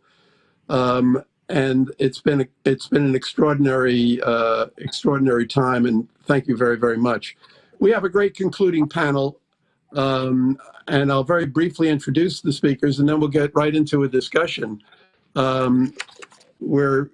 have with us here Natan Sharansky. Everybody knows Natan. He's a global figure, a former dissident and refusenik from the Soviet Union. He spent 9 years in prison. He was the first political prisoner released by Gorbachev, and then he went to Israel and he became deputy prime minister and held many other positions. And he's a great friend, and he's participated regularly in the Forum 2000 meetings.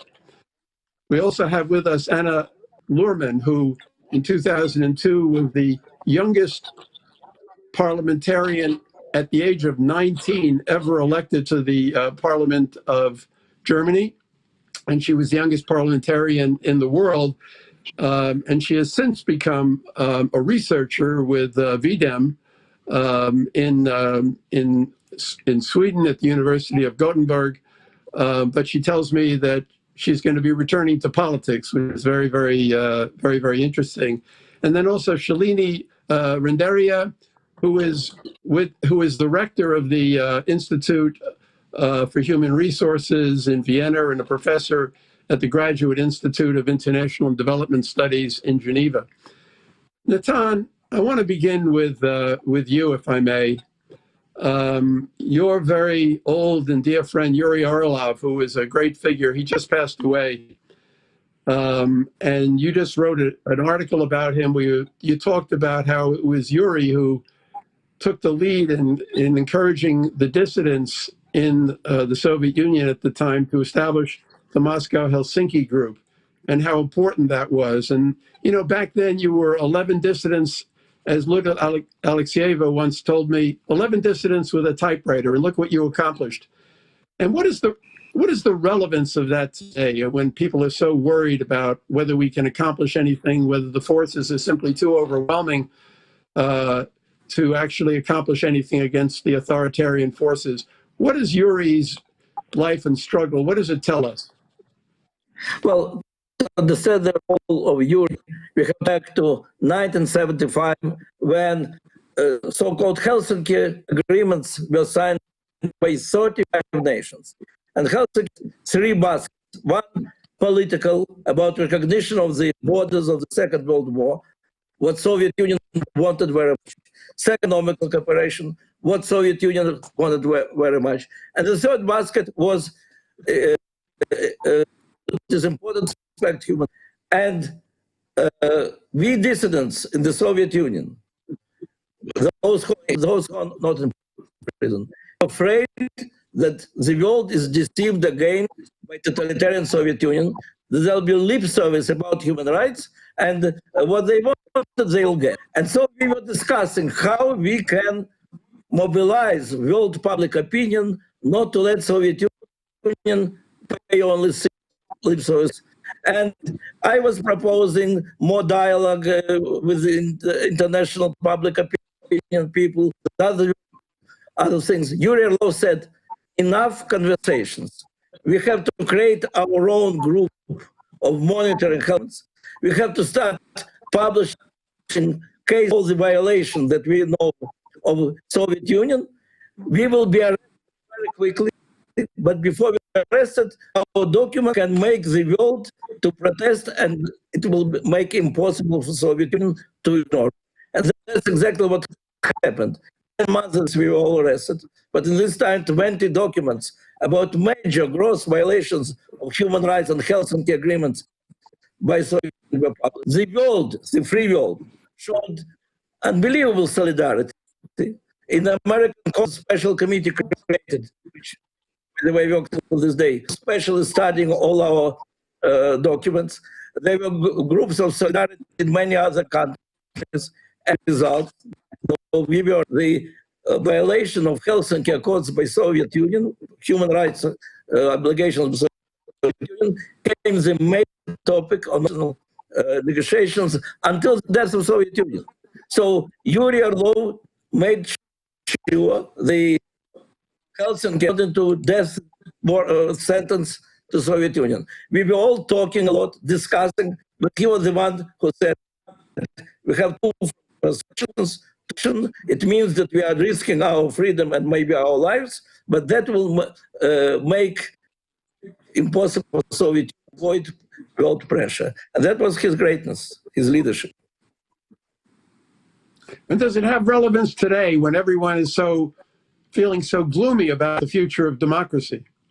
Yeah, for sure. It reminds us that if there is real solidarity, if we are ready to remember when we are dealing with China, that there are political dissidents in China in prison, and there are the nation who are persecuted, and that human rights are really the important question on the agenda. The desire of people to express their solidarity with freedom, with democracy, is so deep, is so strong that we only have to connect ourselves to this desire and feeling of solidarity. Even far the strongest dictatorship in the world, everybody was scared of it. The many world that we should not irritate Soviet Union. The solidarity of the free world with us, group of democratic dissidents, really changed all the political situation. That's a reminder to us we should never be afraid or shy to speak about freedom and to appeal to the solidarity. Thank you, Natan. I want to move on to Anna now. Anna, a few years ago, you wrote an article, you co-authored an article in our Journal of Democracy where, you sort of had a message that there wasn't really strong evidence for the idea that democracy is in a global crisis. And just recently, I saw an article from Larry Diamond, a new one in the publication Democratization, in which for the first time, Larry used the term, we are perilously close and indeed have probably already entered what Huntington would have called the third reverse wave. He just said that the slow and ebbing progress over the past 15 years of democracy, the growing authoritarian trend has morphed into a substantial, comprehensive regression of freedom and democracy in the world at the present time. Have you changed your view about the depth of the crisis of democracy, or do you still feel that it's not a global crisis? Yes, unfortunately, due to the empirical evidence, I had to take a more pessimistic view on the global declines of democracy. I would still not talk about a global crisis of democracy, though. Let me say that first, and maybe also sort of have a connection to what Natan was saying. I think if we would talk about a global crisis of democracy, that would mean that the idea also is in a crisis. But that's not what we're seeing. We're actually seeing an unprecedented high number of, or we have seen it in 2019 before the pandemic hit, of pro-democratic protests around the world. We have new data at the Varieties of Democracy Institute on that as well, showing that these pro-democratic movements, like in Sudan, in Hong Kong, in many other places, are actually much more on the streets than before. The pandemic has put that a bit to a halt, but still the values, I think, remain. But unfortunately, in the last years, in terms of how democratic regimes in the world are we have seen significant setbacks. In this article that you cited from that we published in the Journal of Democracy, I believe that was 5 years ago. Indeed, there was still the number of countries that was democratizing was still like slightly higher than the number of countries that was what we call autocratizing, so going backwards in terms of democratic freedoms and liberal rights. But now we are seeing in 2019, we are seeing that 26 countries are going backwards and only 22 countries have improved. So we're definitely in what we would call the third wave of autocratization. So we have a recent piece out also in Democratization, this journal, where we show that that indeed we are in what Huntington would have called a reverse wave, or what we call now an autocratization wave. And we can see that particularly in these gradual erosion processes across the world.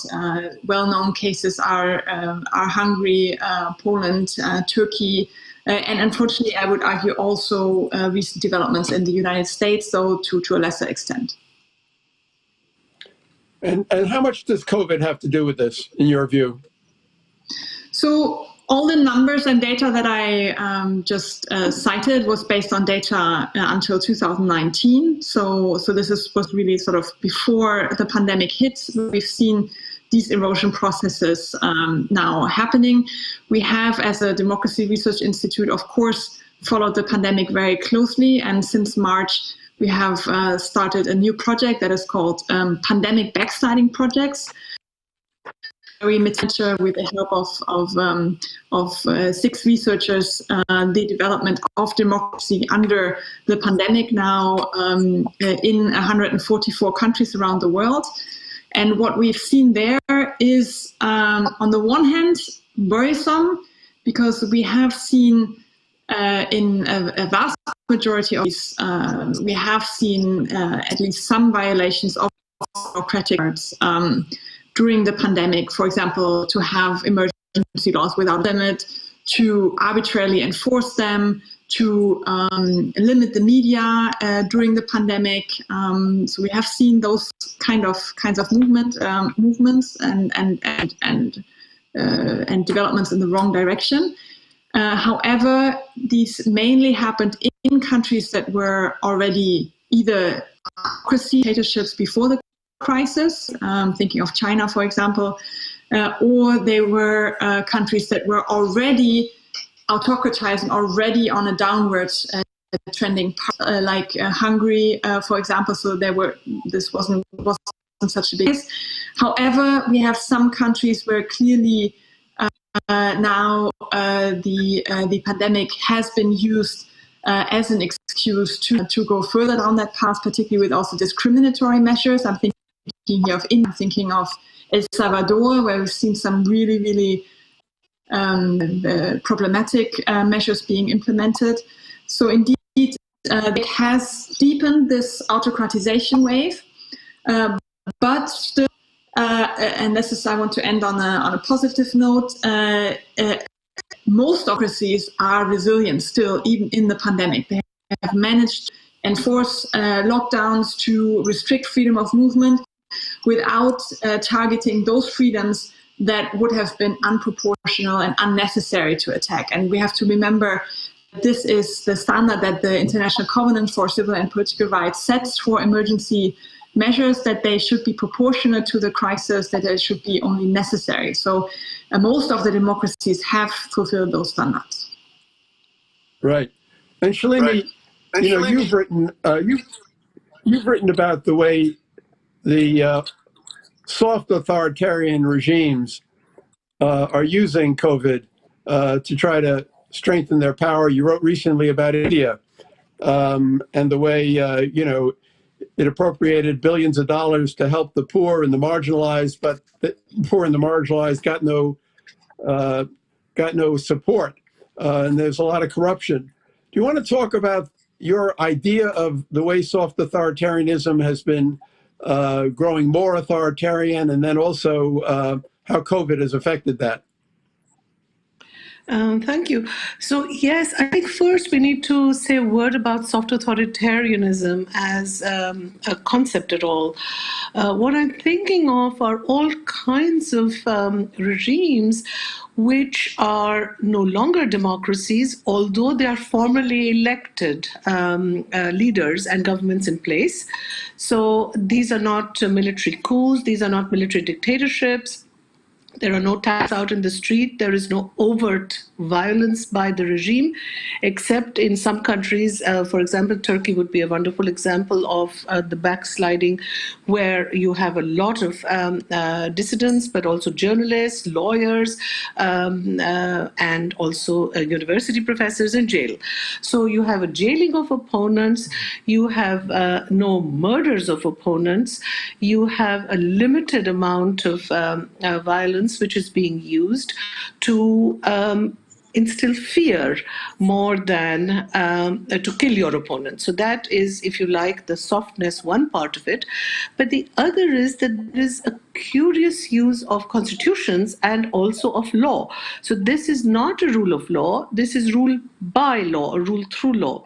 So these are countries like Hungary, but in this sense, I think the comparison with the US may also be interesting, where one tinkers with all kinds of laws about the way elections should be held, the way Supreme Court judges in Hungary are appointed, attacks on the freedom of the press, attacks on freedom of expression.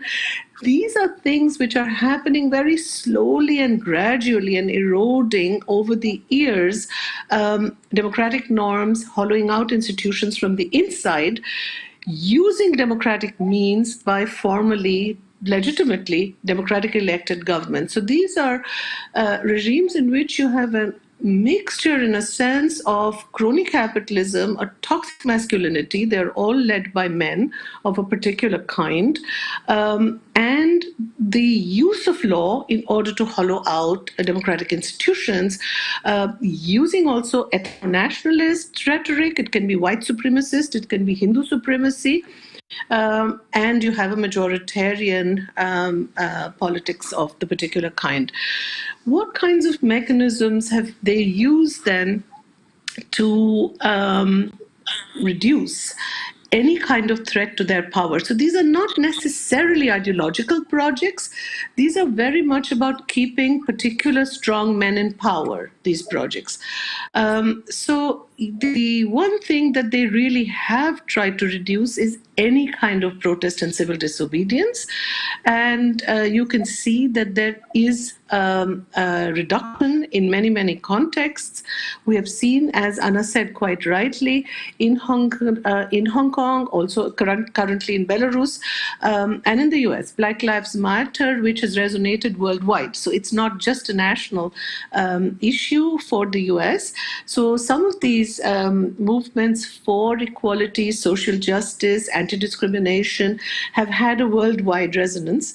But to go back to one point that Nathan made, which I think is a very important point, there was a much larger degree of transnational solidarity across Europe and worldwide when it came to dismantling the communist regimes. I think there has been much less solidarity that we are seeing these days, for example, in the case of Turkey. We have left those who are in jail, languishing in jail, without much international support for them. Similarly, I think for Belarus, I don't think there is a European solidarity which is strong enough. I don't think the EU has done enough. And I think in the case of Hungary, the fact that the Central European University had to leave Budapest and move to Vienna shows that there were obviously enormous deficits in mechanisms which are needed from supranational institutions and other kind of... So there was a lot of worldwide solidarity for the CEU, for freedom of expression, for university autonomy, but not enough, I think, which the EU certainly didn't do enough to be able to... I mean, now the ECJ has given very clear judgment 3 years down the road that Lex CEU was completely illegal. But in the meanwhile, the CEU has been forced out of Hungary. So I think the democratic backsliding is something we have to take very seriously. All of this has happened much before COVID. So the kind of measures which under COVID, so I think it's important to remember that maybe COVID exasperates certain kinds of tendencies, but it is not the motor of any of these tendencies. It gives regimes which in any case were soft authoritarian much more power to curb demonstrations or to put certain kinds of authoritarian practices in place, which will then in certain countries be difficult to dislodge later. You know, COVID represents this gigantic problem. We all agree. But in some of the discussions at the panels of the Forum 2000 conference, some people were talking about it also conceivably could offer an opportunity. It certainly clarifies the mind that you can't take democracy for granted. It's causing people to sharpen their resistance. Do you want to, maybe all three of you, do you want to comment on the extent to which the crisis of COVID and the crisis of democracy more largely can challenge people to fight back and possibly increase the momentum for democracy and the solidarity that Natan is talking about? Natan, you want to say something about that, and then we'll move on to Anna and Shalimi? Well, I can say that I agree with Shalimi, first of all, that you cannot blame COVID for anti-democratic tendencies, which started earlier. But and it's true that it is used as a pretext to restrict demonstrations, to restrict some other freedoms. On the other hand, all the situation with COVID, I think, is sending parallel two messages. One is importance of my home is my fortress, importance of the family, importance of the community supporting you, on one hand. On the other hand, it is the enemy we can defeat altogether, altogether. There should be no informational walls between America and Europe and so on. So this situation, at the same time, people understand that they have to go back to their identity, to their home, to their family, and they have to look for trade with all the world. Maybe that will help us to overcome this awful polarization between universalism and nationalism, between liberalism and identity. And in fact, I see more and more people to understand that and particularism can go together. And in this case, maybe if we will make it special to analyze the message in this war, maybe it will be positive. Well, that's a very, very important point that I hope we'll take up, and that raises the question of there are really two kinds of nationalism, aren't there? There's a kind of civic and liberal nationalism, which has to do with identity and patriotism, and then a very ugly, malignant nationalism that has to do with race and ethnicity. And the question is, as part of this revival of democracy, is it possible to bring these two ideas of liberalism and nationalism together? Anna, you want to talk about that and also the possibility of fighting back? Sure, I think there is. So what we really need to do is we need to split the debate between what is the core of liberal democracy and what are maybe some liberal values that are important policy ideas when we think about LGBTQ rights, for example, then when we think about immigration, when we think about cultural progressiveness. We need to separate that out, and that sort of applies also for the question of sort of how if you wish, nationalist, patriotic a policy needs to be. For me, this is a policy issue, and what we are seeing, what people like Orban are trying to do is that they're trying to say liberalism is everything together, right? So if you get liberal democracy that protects courts, liberal democracy that protects journalists, that protects freedom of expression, you also immediately get liberal policy ideas like cultural progressivism, maybe less inclination towards nationalism or patriotism and these kind of things. And I think we need to sort of make it clear, and it's also part of the thing that we're trying to do at the Wiedem Institute, that we're really trying to spell out, look, if you want to count as a liberal democracy, you need to fulfill some key institutional requirements and standards. And we don't talk about policy here at all, right? And I think this is like something, the civility, this is something we need to come back to in order to stop this wave of polarization, that we really say, okay, democracy means we agree on a set of norms, on a set of rules, on a playing ground that we're playing together, but we also agree to disagree about these policy issues. And I think that is sort of key. Shalimi, I mean, when we think about fighting back, strengthening democracy, reversing the momentum, I mean, you've written a lot about how citizens can play a greater role in requiring the state to be accountable. And really, that's what's happening in so many places around the world, including some of the, but in the most authoritarian places, it's very, very hard for citizens to organize because the repression is so harsh.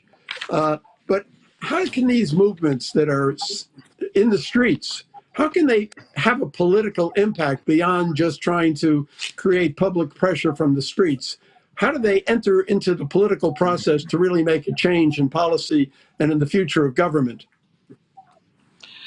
So, Carl, this is really the million-dollar question, I think, because it's easier to mobilize people to come into the streets, and you can do this using social media quite effectively to protest, to occupy, and it's much more difficult to build institutions. Using social media, it's much more difficult to turn a movement into a movement which is able to reform institutions or design them differently for greater participation, for greater tolerance, for diversity. And that's what we need. We need a democratic culture. And I think one of the things we need to think about there is, if you like, it's a very old-fashioned word, but it's the question for me is not only an institutional one, but how do we socialize people into the values of democracy? Now, for example, I think the family is an area where you can socialize people, children, very early on into democratic values of tolerance, of equality, of genders, etc. I think the austerity politics of the last years have done severe damage to a lot of institutions and democratic spaces in all our societies. Simple things like public libraries where people across all social classes can come together in a neighborhood, or public swimming pools, public parks. When you privatize all of this, and you whittle down public expenditure into all the things which could inculcate not only values by teaching or preaching values, but just allowing people the opportunities and spaces to practice democracy, tolerance, to come together, to learn to live with differences, etc. I think you are doing a great disservice to the kinds of citizen education we need. I think we need to think about more civic education here. We've done quite well in teaching people about human rights, about also gender rights, although there's a huge backlash on gender rights. This is a subject I don't want to go into over here, but there's a very, very strong backlash on women's rights everywhere, especially in all the soft authoritarian countries. But so I think the question is, can we teach people that very abstract ideas like an independent judiciary, freedom of expression, electoral rules, which sound sort of quite technical, quite legal, quite abstract, that these are the foundations of democracy. As Anna says, this is not a policy issue, this is the very core and foundation. But the question is, what kind of civic education would it take to teach people that? My last point that I want to make here is, and you are very right, that there is a problem about coming from the streets, you can monitor, you can try and render institutions accountable, but that alone in the national sphere is not enough. You really need supranational institutions, so I think one needs to think in a multi-level sort of way where political action can take place. And COVID, of course, has one advantage. We are all in a virtual sphere where a lot more is possible than we had realized until now, because but the space of democracy is no longer just the street. It can be mobilizing at a different level. But what does that mean to mobilize pan-European, for example, or transnational, is something that we need to think about. My last point is, Carl, and that is my major worry. So this is not a positive, optimistic comment. This is a very, comes out of my deep concern about what is happening. And that is when we think about COVID, what has happened is citizenship rights. So we've seen a lot of solidarity across the board among citizens, but it's been partly at the expense of human rights. I think we've forgotten the whole question of immigration, of asylum seekers. Look at what is happening in Greece on the border after the Moria camp was burnt down. So I think there is a lot more attention needed. COVID has focused us onto the national plane, and we somehow need to think more broadly. And in the national sphere, my major worry is that the whole question of who is the demos, who belongs to the demos, has become a very fraught question, because in countries like Hungary, but even through voter suppression in the US, one is redefining the demos. Whose vote counts has become a huge question, with diaspora populations in Hungary being brought in if they are going to vote for Orban. Those who have left the country who may not vote for him, makes it very difficult. So I think the redesigning of the demos is a major issue. Okay, I want to move it on. And you raised the point about the weakening of the center. And, at the first day of the conference, Natan, Yossi Klein Halevi, who I'm sure you know very, very well, raised the point about the weakening of the center. And you're going through that in Israel. That's how do you deal with this kind of a problem, the problem of polarization? Because when you talk about civics, Shalimi, you're really talking about how do we strengthen a national consensus around liberal values, the values that bring us together, not the politics that divide us. And Natan, in answering that, if you would also just bring in a point that you made recently in an article you published in Newsweek, about, you saw warning signs in the contemporary United States and in the West.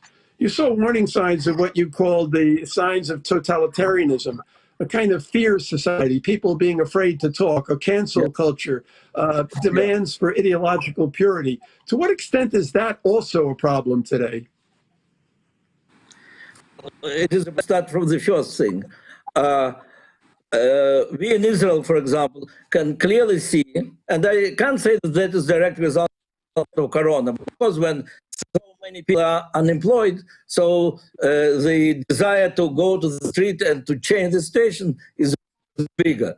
But so we can see on the left clear movement that we want change in government from the results of the elections.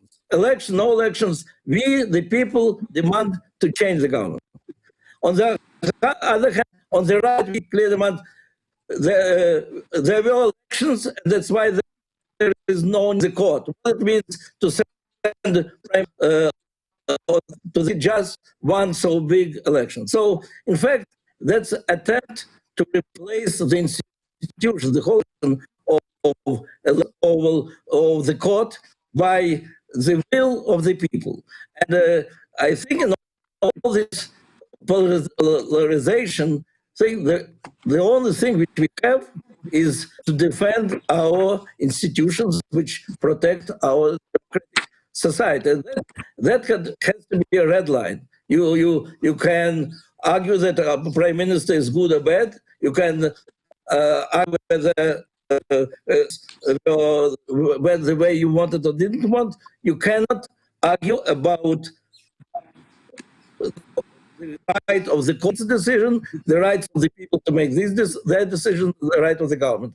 That's the key. Now about my last article, which I wrote with Gil Troy, with whom we just now published a book about it. It is, fortunately, it's really painful to say, but I see some sign of totalitarian society, of communist society coming to the free world. And first of all, it is the phenomenon of doublethink. Doublethink which is so typical for the regime, where the majority of people don't say what they really believe in. They are afraid to speak publicly. It main criteria for me to totalitarian society. That is the difference between fair society and free society. And in the last 15 years, I started seeing it on the campus of the United States of America, and now broader, even in the newspapers of the United States of America, that and more people are not to express their views because they can be not popular. There is a poll in America Institute that 6% of Americans prefer not to discuss publicly their political views. That's something very alarming. And the second sign of when ideology, that's what meant. The Soviet Union saw the world as oppressors against oppressed. Are always wrong. Oppressed are always right. And that was the right to destroy the whole class of people because they are their own history. In this cancel culture on both sides, we can see it, the desire to say that the other side is of history, that's why their opinion is not important. It's really early signals. Of course, thanks to the free world is very far from the world of communism. But we have been warned. Okay, thank you, Natan. And Anna, I invite you to comment on that. I also just got a question from the audience, which is, it comes back to what we talked about before. Is this crisis useful for promoting international cooperation, where states and international bodies can rather come together rather than lead to more isolation? And I have in mind that the European Union in July, passed a major new initiative about called the Next Generation EU, in which they created a new fund to support the poorer countries, to enable the European community, the European Union, to hold together more. And does this crisis, which could divide us, does it also have in it forces that might bring different countries together more so that they can protect themselves better? Can it lead to a kind of new form of cooperation and solidarity? Anna?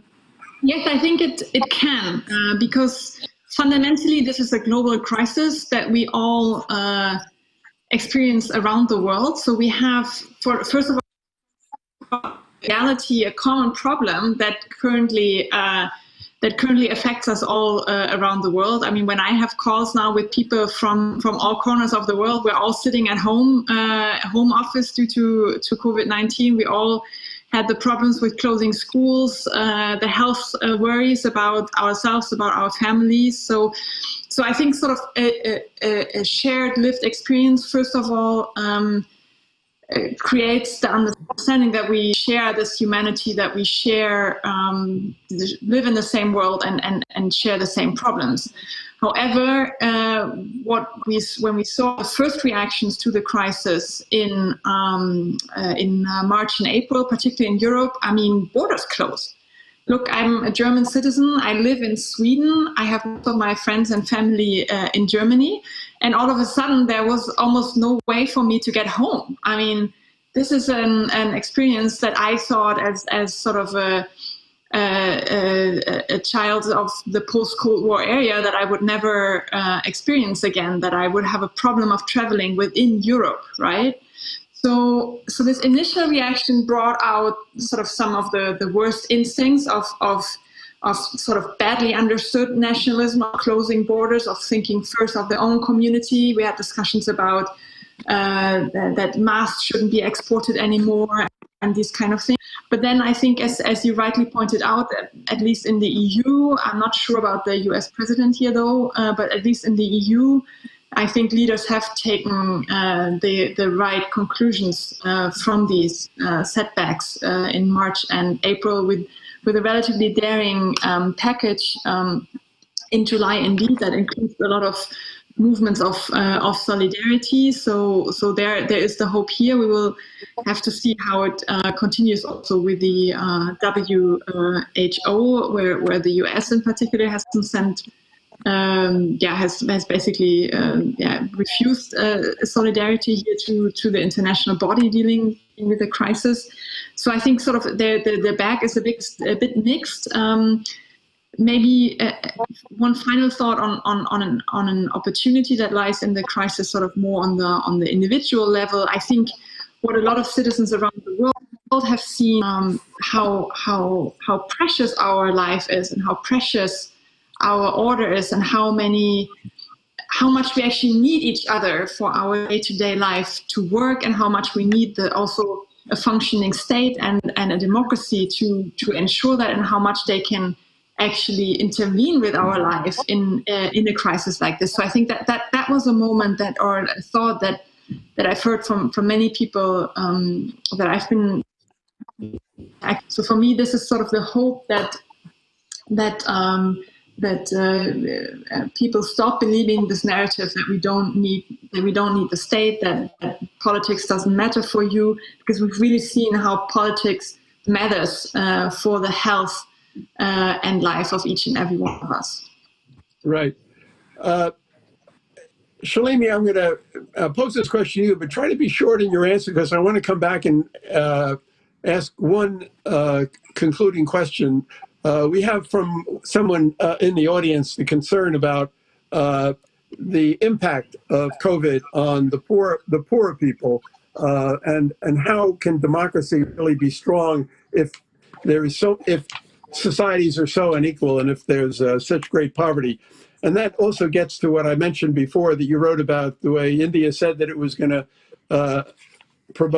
appropriate monies for the poor, for the marginalized, but that the poor and the marginalized never saw that money. So that's also a governance issue, an accountability issue. And is there a way to address this issue through citizen pressure from below? Try to be brief, because I want to come back to one last question. Go ahead. So just two quick reactions to that.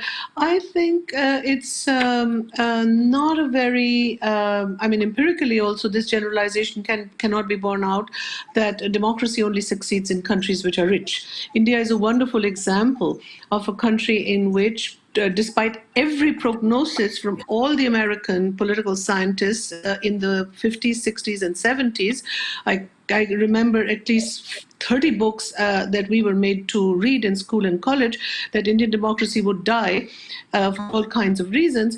It didn't die. It's a resilient democracy. And interestingly, in India, as opposed to Europe, it's the poor who have always saved the democracy. They've always gone to the ballot box. The rich stay away from votes. It's the poor who go always and change governments. And so I don't think there's a simple equation between, can democracy be saved because there is so much poverty? The poor have suffered enormously under COVID in India, and they've suffered on two reasons. One, because on the whole, the economic downturn, plus the fact that most of them work in the informal sector, which doesn't provide any social protection or safety nets, has taken away all the means of livelihood, plus not enabled any social protection by the government. They have also suffered because many of them are migrant within the country, and they were forced to leave the urban areas in which they had been living and working. So the suffering has been really very, very unequal.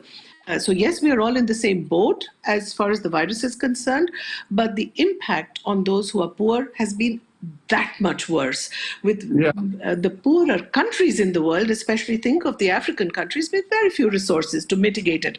So I want to say just one thing on that, and that is we haven't touched on it, but I think global inequality matters, and it'll matter when it comes to vaccine distribution and access. So vaccine nationalism is one of the major problems. Even if we get a safe and effective vaccine, if we don't have people joining the WHO COVAX mechanism, for example, which will try and ensure access to everybody equitably, we will have a problem. The two countries which have not joined are the US and Russia. Right. Well, that's a challenge for the future. And let's hope we get a vaccine soon. Then we'll deal with how it's distributed to the world. But we have one question from the audience, which is also similar to the one that I was going to raise at the end, which is the role of a rising and increasingly totalitarian China, and whether it offers a kind of a geopolitical or ideological alternative. Certainly Xi Jinping has sort of said that it will. When we organized the call to defend democracy in the spring, we were really looking at what the foreign minister of the European Union, Josep Borrell, called the battle of narratives, where China was trying to make the case that you need a strong, centralized, totalitarian system in order to deal with a problem like COVID.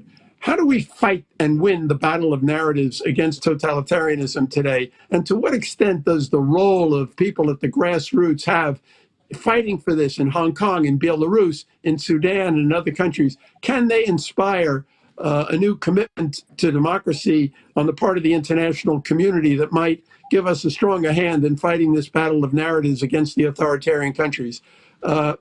Natan, you start with the answer to that question. Well, my answer is the same as I was giving for 20 or so 40 years. When leaders of the world ignore the fact that their major partners are totalitarians, it's grassroots who have in the free world who have to remind them about the importance of this issue. For years we heard that China is a good example, that they gave economical freedom to their people, they kept their communist totalitarian character, and in fact at the end it's good in China and it's good for the world. It's very bad for people in China, definitely for national minorities and for victims of regime. Totalitarian regime maybe can have some tactical successes in controlling COVID, but first of all, the world didn't know in time about this. And because there is iron shortage of information between China and the free world, it's many reasons. So it is very important, the national institutions, to keep the question of human rights and democracy as nature linked with all the other problems. It is difficult to do when international institutions are under control. Just now, I think yesterday it was, there are new members of Human Rights Council elected. Who are these new members? Russia, China, Cuba, Afghanistan, and so on. When these countries are responsible for human rights in the world, of course we'll have the situation that China is getting free pass, and in the end, there's many problems for universally for all the world.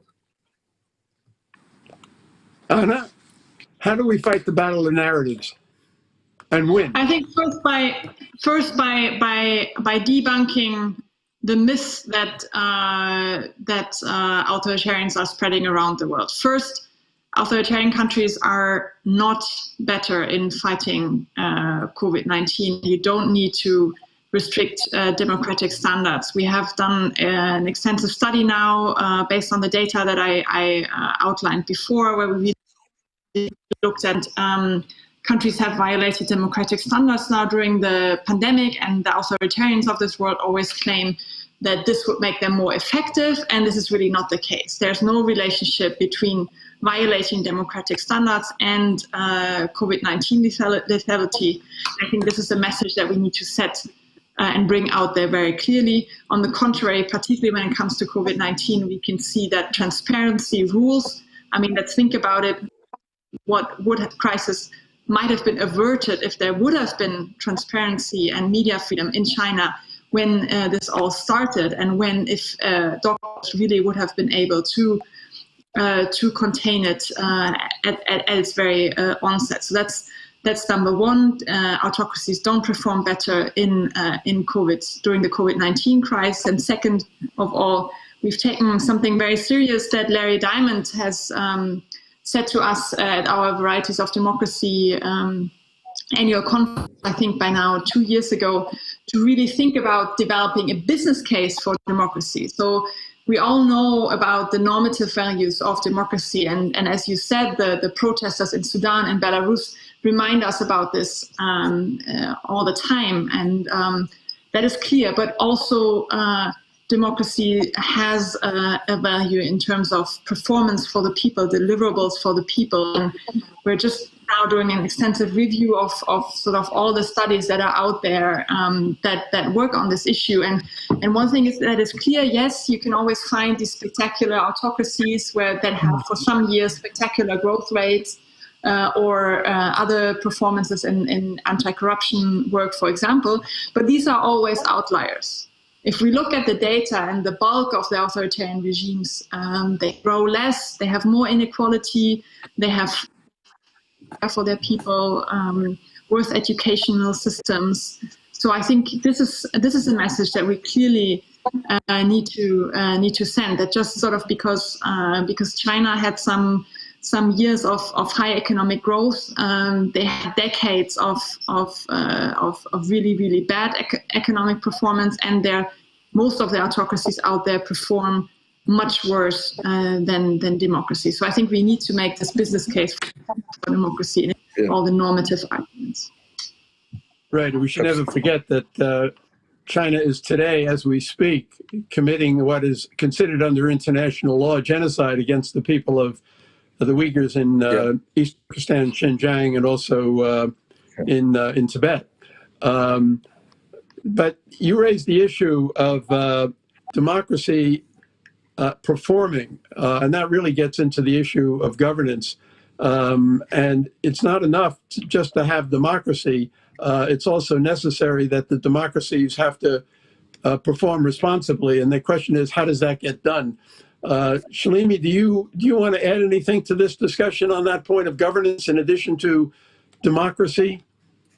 No, I don't want to go into the governance discussion. I mean, I would underwrite everything that Anna just said about the performance of autocratic governments under COVID has not been any better, regardless of what the narrative is.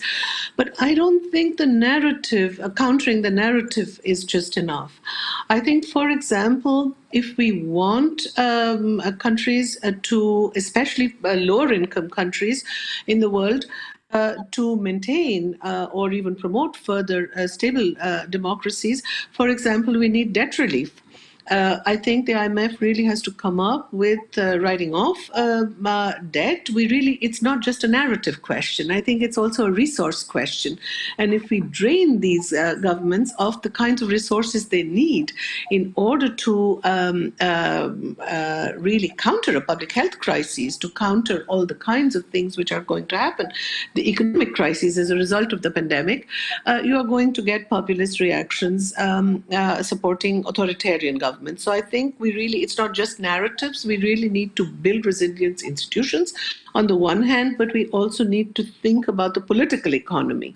And for that, I think debt relief will be really central for countries which are lower income countries.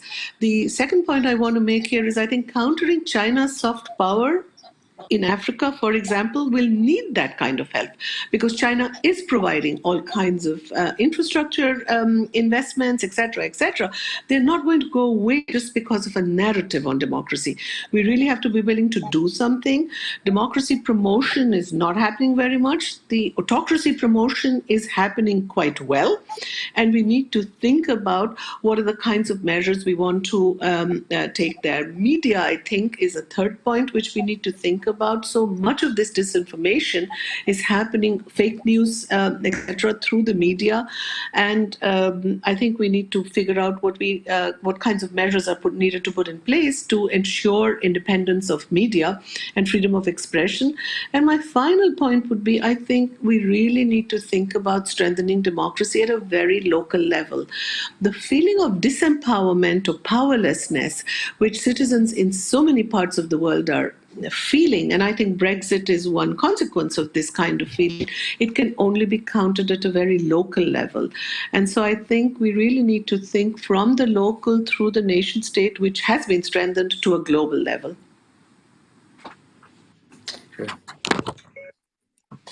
Okay. We have only a few more minutes. I'm going to read the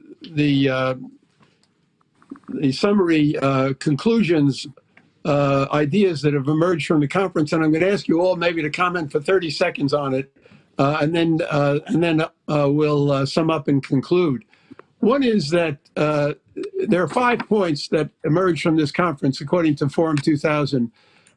There's a need for global solidarity and responsibility and cooperation. The COVID-19 pandemic must not overshadow other problems like China or what's happening today in Nagorno-Karabakh. The International Alliance of Democracies should stand strongly behind those who are struggling for democratic values. We need to strengthen the values that are a prerequisite for freedom and democracy. And finally, a functioning global order is not possible without collaboration of democracies. Natan, Anna, and Shalimi, do you want to comment? And I'll give you 30 seconds to comment on these concluding points from the conference.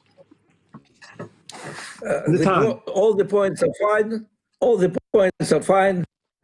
This connection between universalism, between efforts in one country action with the world, and well, they were said many right things about it.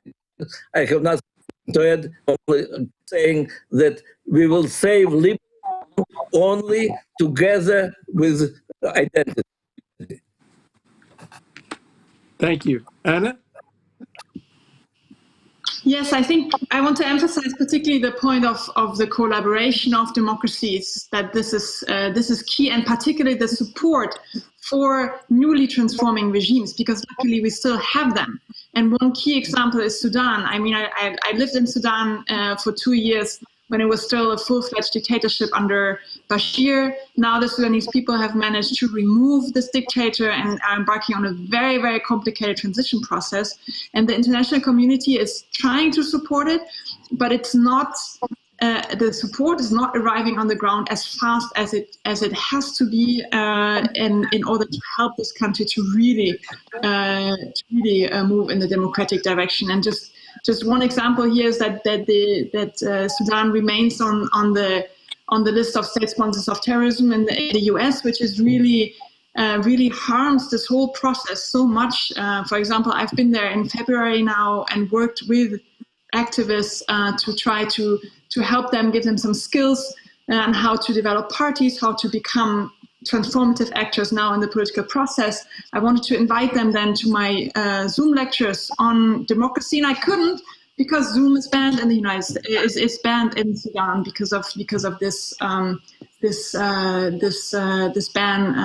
from the side of the United States. So I think we really need to step up our game in this very challenging time to support those precious movements that are there, that generate a momentum for democracy, and then also democracy will prevail globally. Okay. Shalimi, 30 seconds. Yes, Carl, just to one question. I think if we really mean to strengthen democracy, we need cooperation among democracies, which means we have to finish with the hypocrisy, the politics of hypocrisy, where one pays lip service to democratic freedoms and rights, but then continues to do very good business with dictatorships. I think we really have to then put our money where also our values are. Thank you very, very much for that. Let me just say, as somebody who is sitting here in Washington, D.C. in the United States, that, I've always believed that if the United States doesn't stand tall for the values that are inherent in our country, that democracy in the world will be in trouble. And we have to return to the support of these values. We have to return to trying to become, if not the leader, certainly a leader in the struggle for freedom and democracy. And I know everyone is looking at the election that's coming up. It's a very pivotal election in our country's history, and I invite you all to say a prayer for our country that we can go through this process in a peaceful way, and then in the aftermath to return to the values that have united our country. I also, in conclusion, I started by thanking Forum 2000 and thanking the Czech Republic for hosting this conference. And I want to conclude by saying that the central value, Natan started this discussion with emphasizing the importance of the value of solidarity. And this is certainly something that Václav Havel spoke about very much. And as I noted, that it is through Forum 2000 that we are connected to Havel and his legacy, but also to people today in the Czech Republic who are representing these values. And there, of course, is the mayor of Prague, Zdeněk Hřib, who has established a sister city relationship between Prague and Taipei, and then also the Senate leader,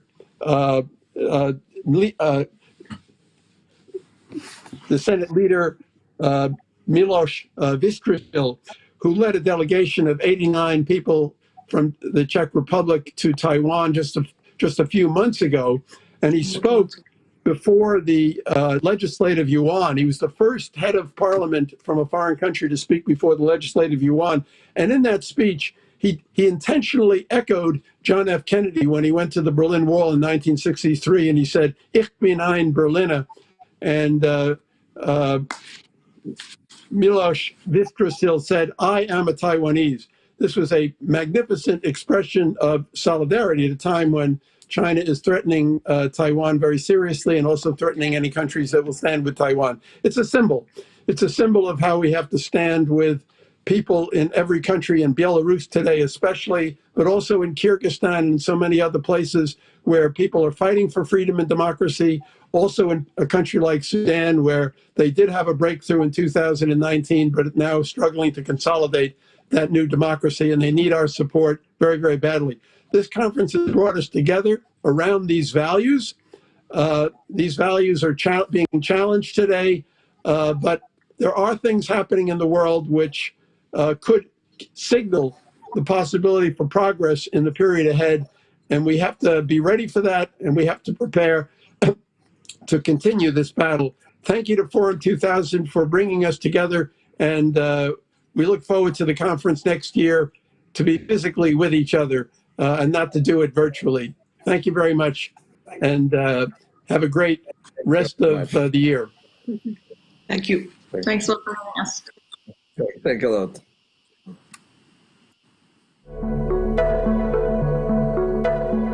Václav Havel, Joe Sasakwawa, and Elie Wiesel founded Forum 2000 for a purpose. We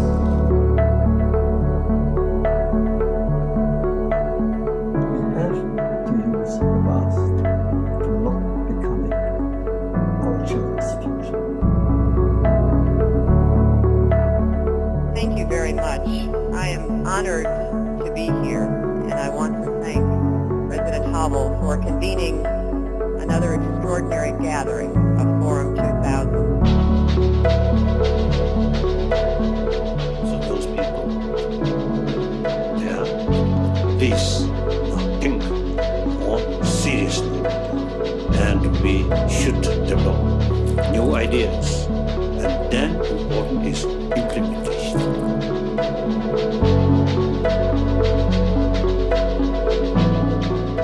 Dámy a pánové, vážení přítomní, já vás co nejsrdečněji vítám na konferenci Forum 2000.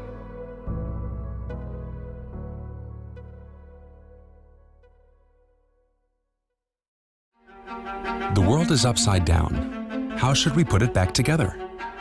Are we able to act responsibly? Can we work together, play by the rules, and restore solidarity? Let's use this crisis as an opportunity. A new world emerging? Watch the online Forum 2000 conference, October 12th to 14th.